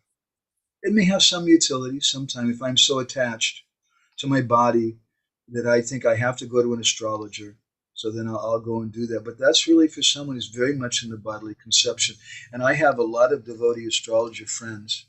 And one thing I've heard from every one of them, including also from B.V. Raman, who wrote, he's like the godfather of astrology, modern Vedic astrology. He wrote all the books which every astrologer uses today. B.V. Raman, he knew the devotees. I think he knew Prabhupada. He was something in connection with Prabhupada's movement. And he said that when you do the charts of a Vaishnava, it's not the same. So we should understand that. And then therefore devotees, they go to a counselor. And it's a good counselor. And they give good advice, but somehow it just doesn't work for them. The astrology just doesn't work. And we should understand, let's be thoughtful. Let's practice vivek, discrimination, and mati, thoughtfulness. Is that helpful? Very helpful, very helpful. Throughout the Kada, I was just waiting to get the second piece. I'm like, Yes, disqualification is there very clearly, but what's next? So hang on to the qualified person. Just hold on to the instruction. That's the... Ujjwala Rasika, you're a doctor. This is a hospital. Standing behind it, for those of you who know, our illustrious Ujjwala Rasika. She's a doctor in the hospital. The first step for someone to be healed is a very simple but very important step to realize I'm sick. Mm-hmm. And then to go check into the hospital. And there's a lot of people who just refuse to accept that I'm sick. They're coughing up blood even. They have all kinds of terrible symptoms and things, but they just don't believe they're sick, and they just end up dying. So the first thing, very simple thing, is to understand and accept I am sick. I need to go to a doctor. And then I have to follow what the doctor says, right? Mm-hmm. Such a simple thing. Yeah, and the other thing I wanted to mention, Prabhu, this is part of the comments that I made there. I think the point you have mentioned is, yes, we might be hearing the bhajans of the acharyas, the vakya of the acharyas, but as it is, no watering it down, just as they are given. I think that also is very important. I appreciated that point very much. With respect to our Ridvik friends in this regard, and they are our friends because they're chanting Hare Krishna, they're our friends. But with respect to them, it's not that they're going to understand that just by reading, and just by reading as it is. But you need to also hear from someone who has some feeling. And then we have to look at that person, see what they're following, what they're not following, correctly. Otherwise, we become confused. There's so many different instructions. And sometimes Shastra says, you must follow Varnashram Dharma. And that's, that's really complicated. Yeah. But the thing is, Prabhu, when these instructions, like the bhajans of the acharyas, as you said, they have to be heard from those who are a little more advanced, at least a little more advanced than you, and has some feeling and achar. And that's when I can understand what the acharyas' bhajans are. That's one thing that's very much appreciated. I need a bridge between myself and the acharyas who can convey the message to me, because I am not there yet. That is understood.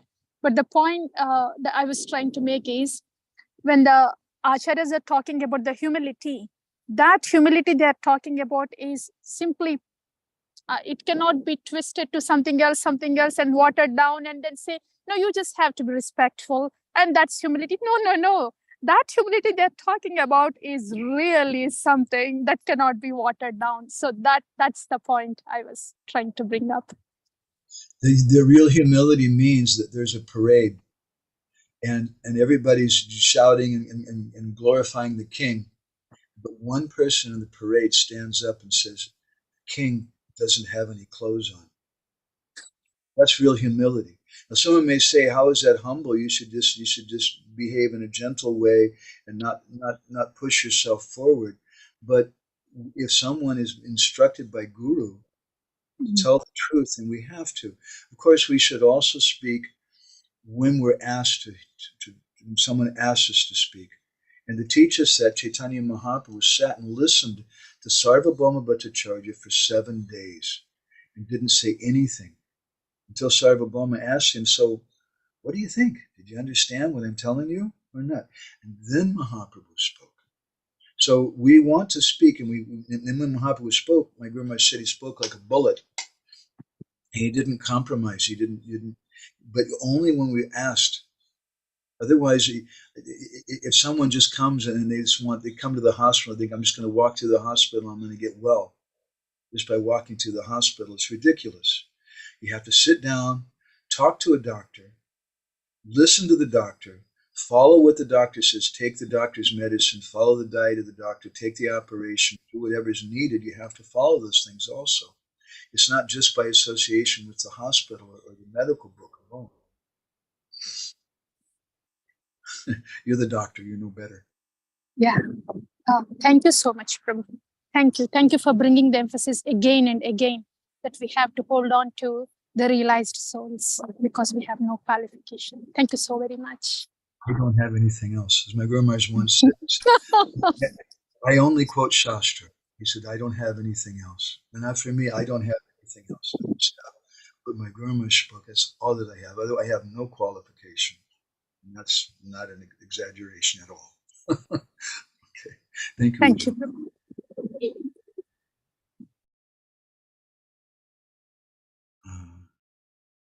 Let's see who else is here.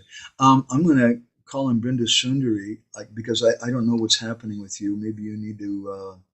Would you like to say something? Are you able to? You're multitasking, I think. Hare Krishna. My obeisances. Yeah, thank you very much. I'm not really happy that I could tune in, and I appreciate so many of the points that you made. And I think what's sticking to me for me is that there are certain. It's like striking a balance between where and when we're passive and where and when we're active in devotional life. Like you were making different points at different times about how in spiritual life we actually need to be active in cultivating friendships with those devotees and sangha that we want. And then also you made the point that when we're practicing devotional service, faith is most important, and we don't necessarily need astrology and counseling and all these other things necessarily, or they won't even have potency if we don't have faith. So I was thinking, yeah, there's a sort of an apparent passivity, or just what do you say, like that, just the potency of faith itself is active, and that's most important. So yeah, I'm just thinking about what it means to be passive and what it means to be active, and how we may think that we're doing so much in our spiritual life and it's not working, but are we really coming from a place of active action? Like, what does action mean? Well, one thing that comes to my mind when you ask that question is that, am I blaming everybody else, or am I accepting the blame myself? If I'm passive in my relationships, it means I blame my wife. It's her fault. I blame my kids. I blame the devotees in the temple. I blame this person. I blame everybody, but I don't blame myself, because I'm being passive. I say it's not my fault. They're acting like this, they're acting like that. But when I'm active, it means tatenu kampam susamikshamano, that I deserve that this thing's coming. And I'm not worried about my karmic reactions, which are coming to me, but I'm active in terms of bhakti, that I have faith in this solution of Srila Prabhupada. And I don't mean to give counseling a bad name, or astrology a bad name, or Vastu a bad name, or so many different things which are Vedic cultural principles, and there's cultured people who follow those. There's sadhu Vaishnavas who follow those things. But in our line, we're taught not to primarily take shelter of those things. We may use those things as a vehicle to attract people. I love, you guys are doing it, I think, in Denver. I haven't visited there since I was in charge of the preaching center in Boulder, 91 or something, long time. But I see in the Bhakti Center in New York, they're advertising all these, Vedic astrology and yoga and this and that and the other. But they're devotees who are doing it. There's no bait and switch. It's not like we're baiting you with this astrology thing, but later on we're going to switch. Really, we don't want to talk to you about astrology. We're here to talk to you about bhakti and become a Hare Krishna, and it's cheating. But from the very beginning, they see it's Hare Krishna devotees who are doing this. And we're Hare Krishna devotees who also know about yoga, who also know about counseling, who also know about astrology, or this thing or that thing. And if you're interested in those things, we can teach you about them. But the culmination, when we finally teach you about them, just like Sanatana Goswami and Hari Bhakti Vilas, he gives so many different amazing descriptions of what is guru in the first Vilas. And he speaks in the first Vilas, what is guru? One thing he doesn't mention, he says nothing about gender. And I find that very, very significant. It's not the guru is male or female. He doesn't even discuss that. But he says things like guru is someone who has good teeth. and he has a good complexion and good breath, and is born in a Brahmin family. And then you're reading it and you're thinking, my God, what in the world is that for? And then he goes on to say, actually, these are not important. But what's important is that we have faith in bhakti. Now, then the natural question that comes to me, then why in the world did you describe all those things? Well, there's a reason. Because some of us are in the bodily conception. And for some of us, they need to take initiation from a Brahmin guru, someone who's born in a Brahmin family, or someone who has good teeth. And you just can't accept someone as a guru who has ugly teeth. My God, how could you do that? And then that's an instruction for them. That's okay. But if we go beyond that, then we understand it's not important. So similarly, Sanatana Goswami is doing that. He's bringing people along who have attachment in some material way. And then he finally says, but actually all that's not important. And that's the same thing I see the devotees do in the Bhakti Center. They teach about Hatha Yoga and this, and they teach all these things. And the final thing they say is, actually, none of this is important. But the only real thing that's important is bhakti. Now, they couldn't tell them that in the beginning. You could just walk out on the street and just say, just chant Hare Krishna and have practice pure devotion. And the people say, you guys are nuts. You're a bunch of zealots and whatever. So we have to have so much philosophy and so much yoga and this thing and that thing, counseling and this, to convince us that bhakti is all that's needed. So when we're active, I would suggest that active means that we see that I have a responsibility to follow the solution that Srila Prabhupada gave, or as Ujjwala Rasika used a nice word, to be chaste to the solution that Srila Prabhupada gave. And there's no other solution. And I'm passive, and passivity to me means that I'm blaming it on someone else. The relationship problems, the temple problems, the family problems, the this and that. And I'm not looking inside myself. And therefore, Narottam Das Thakur, he begins with saying, dehe, baise. You have to look inside for these enemies. Is that helpful? Yeah. Taking responsibility, accountability, for sure. You know, it's a fine line. I see sometimes devotees are interested in Sudha Bhakti and higher philosophy, or maybe they're hearing from some elevated Vaishnav, like one of Prabhupada's godbrothers, Sridhar Maharaj, or maybe Narayan Maharaj or something, and they're speaking very pakka Bhakti philosophy. And then they may come to the Denver Temple, or they may come to the New York Bhakti Center, and they say, hey, what are you guys doing, man? You have classes in Ayurvedic cooking? What are you wasting? Just speak about pure bhakti. And they're right in one sense, but they're also wrong in another sense. And they need to understand why Sanatana Goswami says you should not accept a guru with bad teeth. It's the same principle. That we're preaching. Why Prabhupada, when he first came to America, he started teaching Sanskrit classes. And why Prabhupada went to that famous rock concert at Avalon Ballroom, wherever it was, with Ed and Big Brother and the Holding Company. Prabhupada has nothing to do with that, but to bring people. So anyway, please don't feel that I'm not trying to push you on that, because I know you guys No. are wonderful friends in Denver, and I really support that kind of preaching, as long as we come to the point eventually we say, actually, this is not needed. The bhakti is all that's needed. It takes a while for people to get there. Yeah, so I can speak about these things with you guys, something, and to some extent at least. But with new devotees, it would be irresponsible to try to do it. It would be fanatical on my part. We have to, just like with your children, you can try to tell them, you should just practice pure bhakti and don't be attached to the particular type of prasadam at the Sunday feast. Are you eating the prasadam, or is the prasadam eating you? You don't tell the 10-year-old kid, you just tell them, just have a good time. Right? Mm-hmm. We have to know who it is. Yeah. Thank you. Siddha Hariprabhu, you made some nice comment, it looks like. Would you like to share something?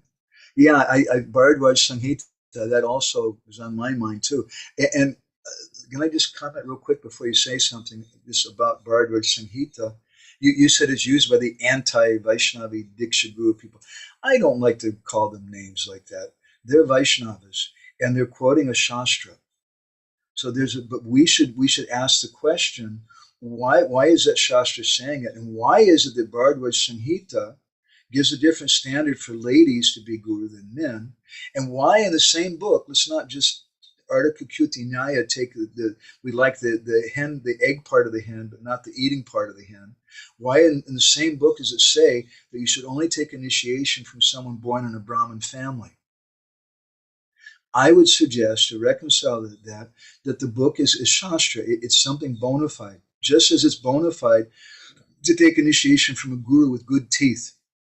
That's in Shastra, and let's not make fun of that injunction. It's given for certain people, but it's not absolute. And the fact of the matter is that there's so many lady gurus in our line. So obviously it's not an absolute thing. The fact that we're told, Prabhupada says that Dhruva couldn't accept initiation from Suniti, I think it is, his mother, that's okay, but we hear that was it the son of Nityananda Prabhu? Veerbhadra Gosai. Veerbhadra. Veerbhadra. He took initiation from his mother. So if it's an absolute principle that no one can take initiation from their mother, Veerbhadra broke that principle. The principle is there for some people who are very much in the bodily conception. And maybe they can't see their mother as their guru. They just see this as my mom. And maybe that was Dhruva Maharaj's problem. And perhaps that's why Prabhupada's saying that. But Veerbhadra didn't have that problem. He saw that my mother, this is not my mother, this is the Shakti of Lord Nityananda, and she's guru. Anyway, I'm sorry, go ahead. You had some comments? But in case of Veerbhadra Gosai also, he is actually son of Vasudha and Nityananda. So he's not breaking that principle either. He's stepmother. Prabhu, I really appreciate your class today because I was struggling with some of my senses because I'm a struggling sadhaka, and your class came at a very appropriate time. I was like beating myself in my mind that why I keep falling back to some or other sensible desires, and then later I feel lamentation or remorse.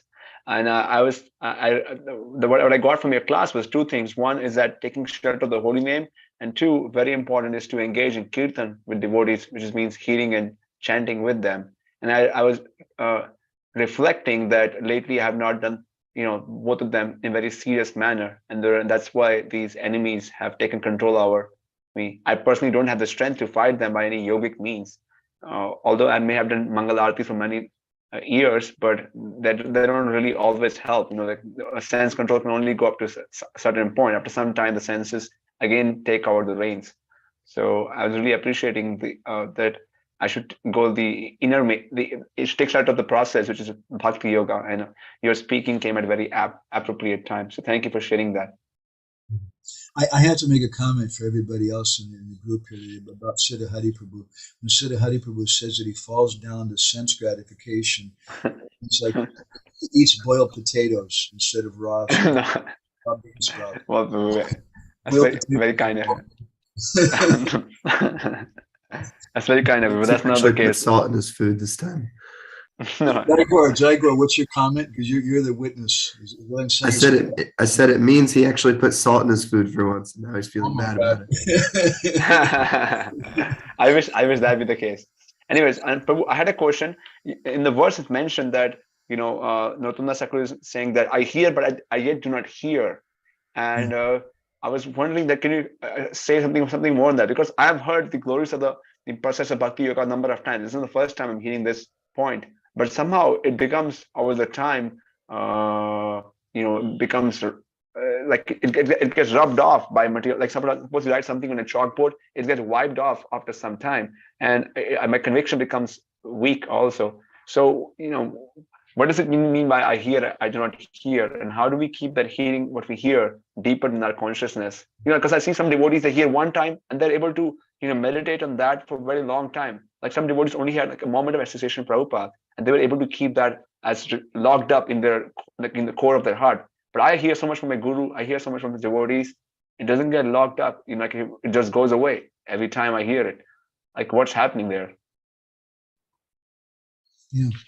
Gopal Kumar had just one moment of association with his guru, and immediately he accepted everything.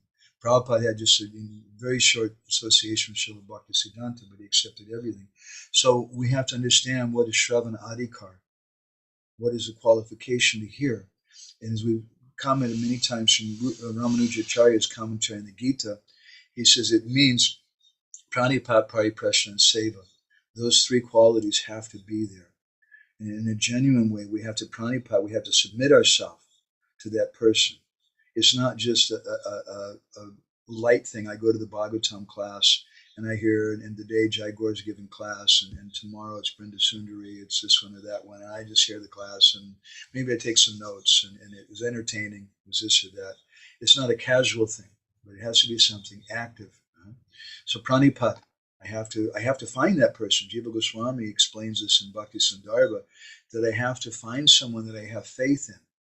And that faith should be based on the qualities of the Vaishnava, not just their academic knowledge, the amount of information they have, but the quality of their heart.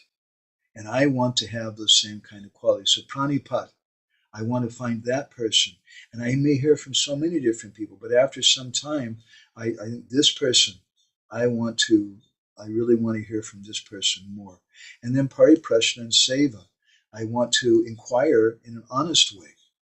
Pariprashna, I wanted to reveal my heart privately to that person and reveal really where I'm at so that they can really apply the medicine. As we were speaking with Ujjwala Rasiga, she's the doctor. If you don't tell the doctor that you're coughing up blood, that's a pretty bad symptom. If you don't tell the doctor about that, then how are you going to become healed? So we had to practice pranipat. And seva, we have to render service both to the message, we have to practice what they're speaking, and we have to render some service to the Vaishnavas, to the speaker of that. We should do something for their pleasure. And then by doing those things, we develop Shravana Adhikar, and it enters into our heart. And therefore, there's a world of difference between someone practicing or taking an academic course in Bhakti Shastri. And you may go to the university and advertise, we're going to teach this Bhakti Shastri course in Bhagavad Gita, in Isopanishad, and this.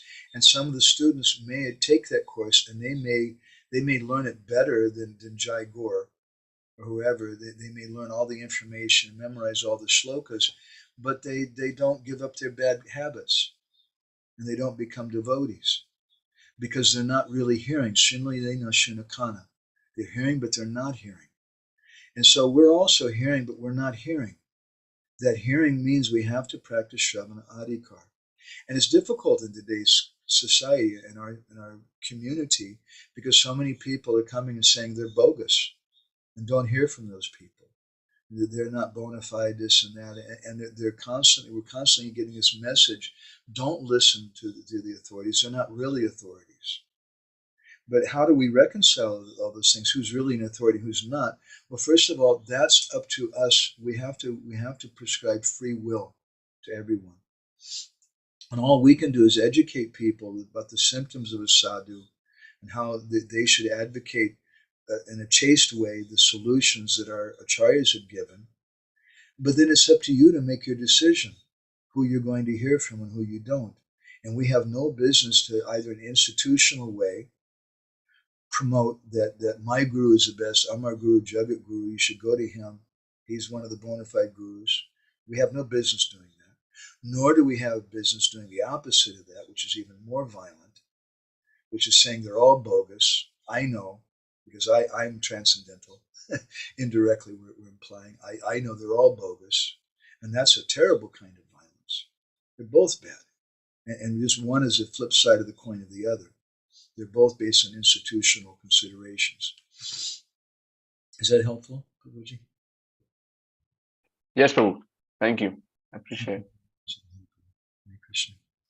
Vidarbha Sutta Mataji, would you like to share anything? Hare Krishna, Prabhu. Thank you so much. It was so wonderful to be able to participate in the session, and especially loved the point that you made about not having any qualification, and that's the beginning. And I really love that. But I did have a question, if that's all right. Yeah, let me just, I have to quote something from my Guru Maharaj, which I didn't quote, which I should have. He used to say, your only qualification is your disqualification. When we embrace that. Go ahead. Yes, yes, Prabhu. So yeah, my question was that, like, this idea of non-envy arising due to discrimination and thoughtfulness coming together, I was just trying to understand, like, how does that happen? Like, why does that happen when, so what, yeah, just wanted to understand that a little bit in a deeper way. Okay. When we discriminate. Yes. Let's go back to our family line of bhakti chart. Yeah. And look at it again here. This is all from Kavi Karnapur. So when we have the mercy of the Lord and we have attachment to the devotees, then naturally vivek, or discrimination, arises.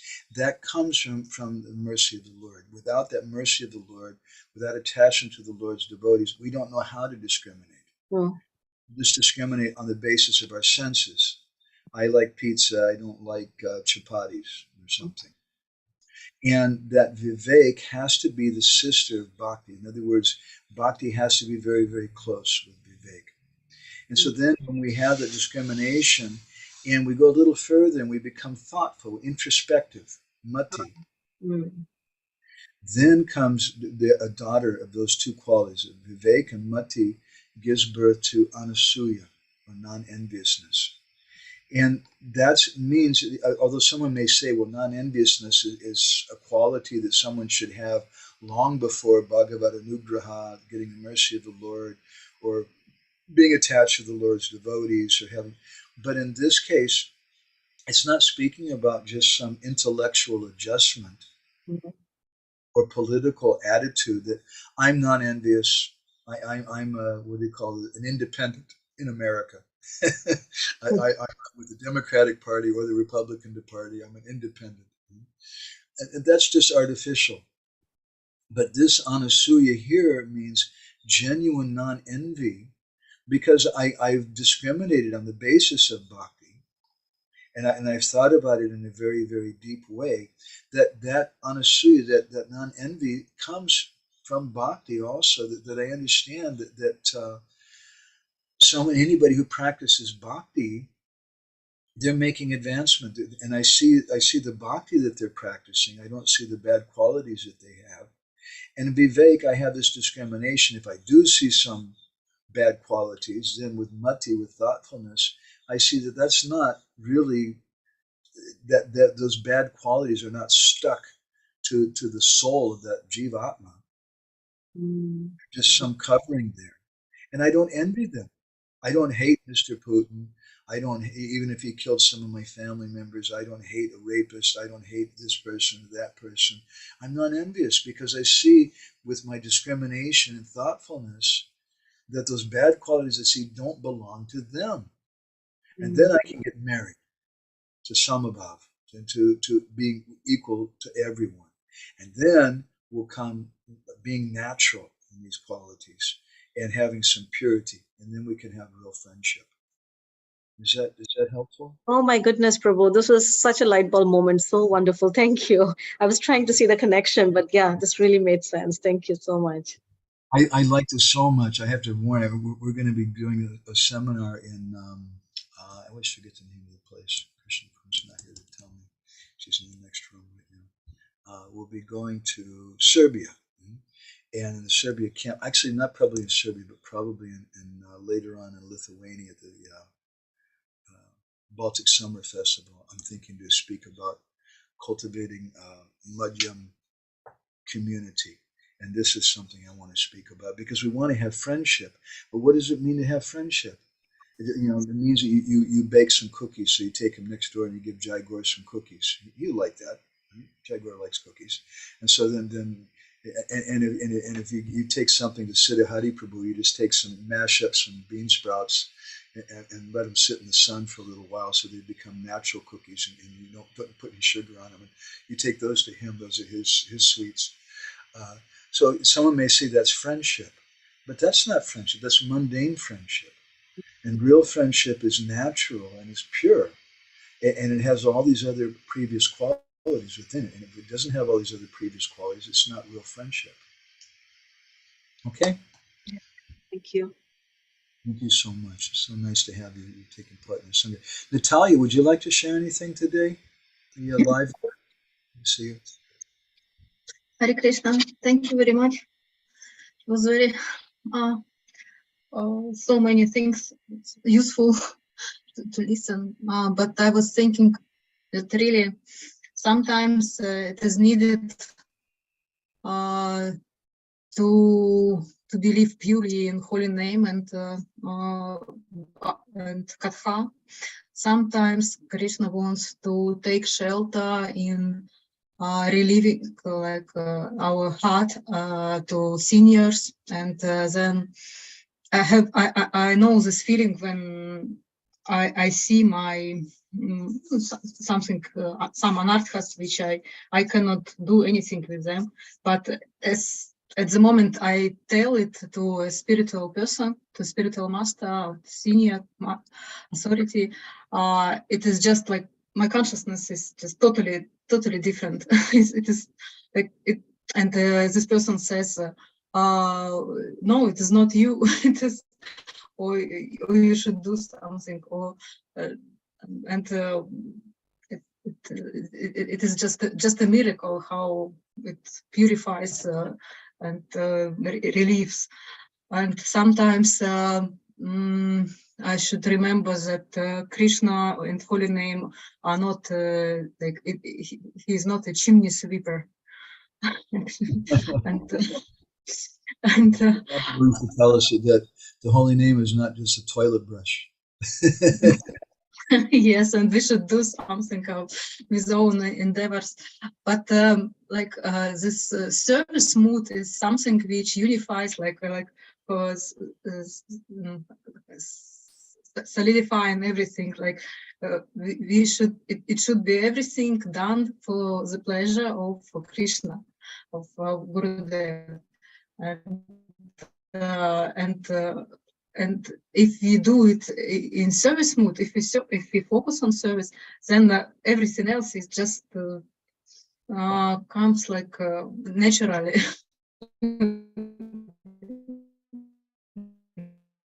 Like in a very right way.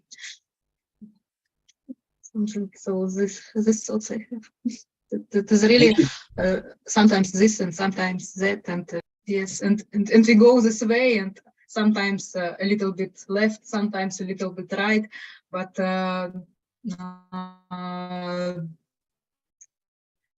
classes like this, they are like focusing and trying to trajectory to right way to go to like guiding to back to right way. That's such a good realization. I hope we always have it. My grandmas used to say that Krishna likes confessions. And we should go. We need to go to Sadhu Guru and speak the honest truth to them. That's what we do for the sadhu. Everybody wants us to speak to them. That's part of a problem. They want us to treat them like guru. But we have to distinguish. We have to see, who do I really have faith in? Who am I really going to reveal my heart to? And then when I go to Gurudev, it's not my problem. My grandmas used to say that it's not my lookout. I belong to Gurudev. And I tell Gurudev, I'm doing this thing. This is your house. This is your family. And in your family, your daughter, my daughter, your daughter is getting bad grades, or she's quarreling in school, she has this problem. This is your problem. And I give it to Gurudev. I give everything to Krishna and Guru like that. And then I become free from that problem. It's not my lookout. It's up to Krishna. But I have to be careful who I do that with. That's a very beautiful thought. Thank you very much, Krishna time. Let's see who else is here. Gauri Prabhu, do you want to share anything? It's getting late for you. I'm sorry. I should have called on you earlier. Hare Krishna. Yes, it's become late. 9:30 at night for you. Yeah. Yeah, I'm thinking it's very nice how you explained it. These things happen, that we think that we are over some difficulties, and then we maybe become a little bit steady devotee, but then again, these things happens. this calm Krodha is coming up in some situation. It's very amazing. And I was thinking that why it's happening, it's amazing. It means it should be natural because it's just a fact. So we think it's like we're wondering why it's happened because we have some misunderstanding what happens when we try to elevate Krishna in Krishna consciousness. And we think that we know what is Krishna consciousness, what is soul, but it's all theoretical. We don't see the soul, we don't have really direct experience, which is hear about. So until we don't have direct experience, then we have just theories. Means at least from these deep things. And if you don't consider that, if you don't keep in mind that whatever we know, most of the part of knowledge is theoretical. We don't have really deep experiences. We don't have experience of the soul, like this me. I know about the soul. I hope I will at some point see myself and see whoever is soul. I see the soul. And then we think the Krishna consciousness is the next. But I think there are steps. So first the Guru consciousness is there. So soul and Guru.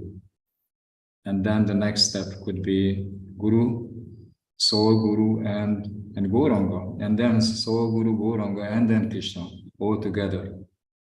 But we try to make it things simple because, or what we use as intelligent is not so deep. So we don't like to keep complex things together. So we say try to simplify things, but things are not simple. We are using a very complex system just to try to, go closer and closer to Krishna.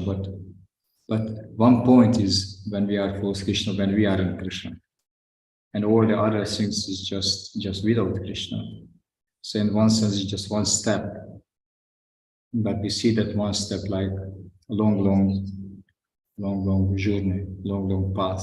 So that's my understanding to hear these kathas, that we have to be very, very sober, and then just keep going on whatever we can understand, and then in one point we see, and then we save, until we have to be really aware of all these dangers and have to keep good association with devotees always, and Guru.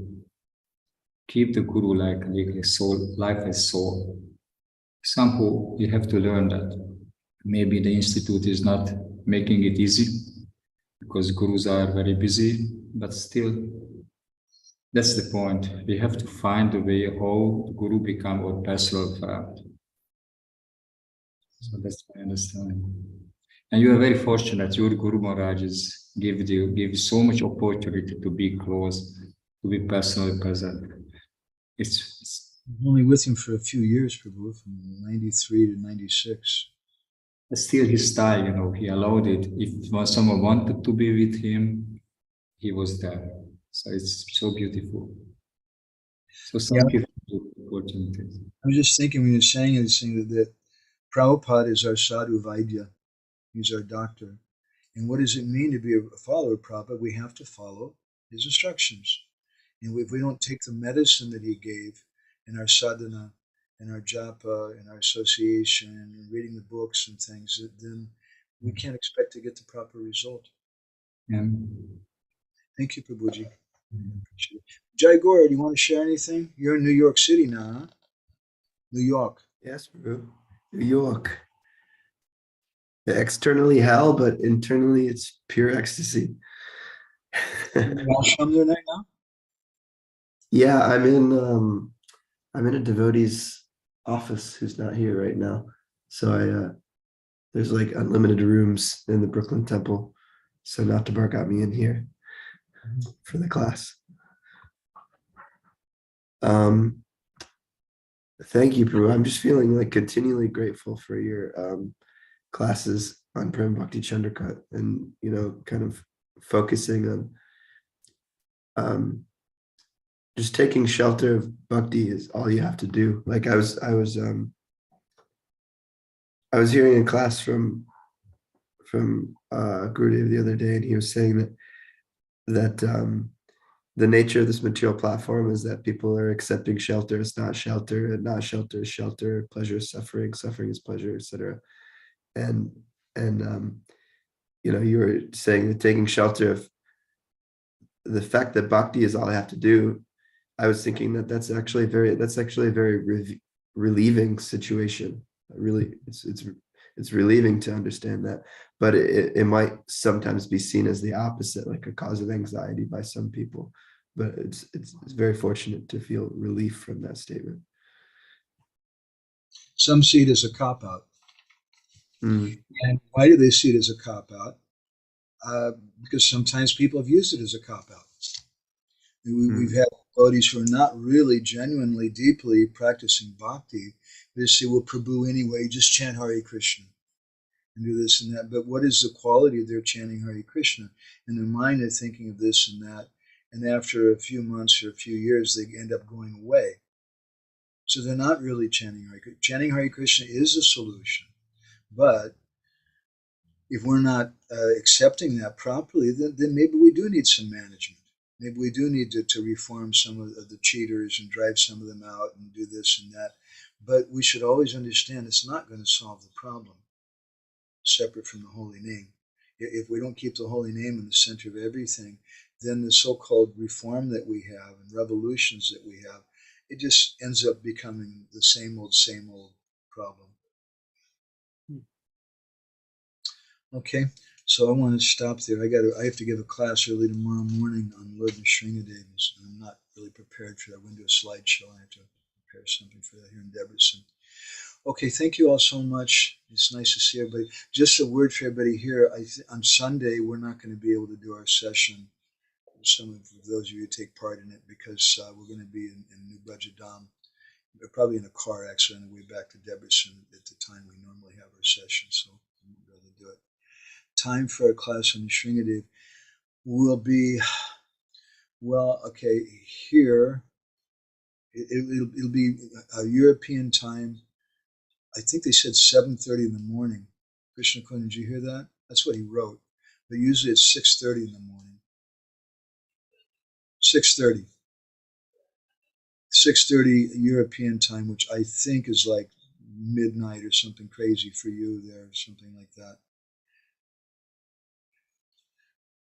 European means Hungary.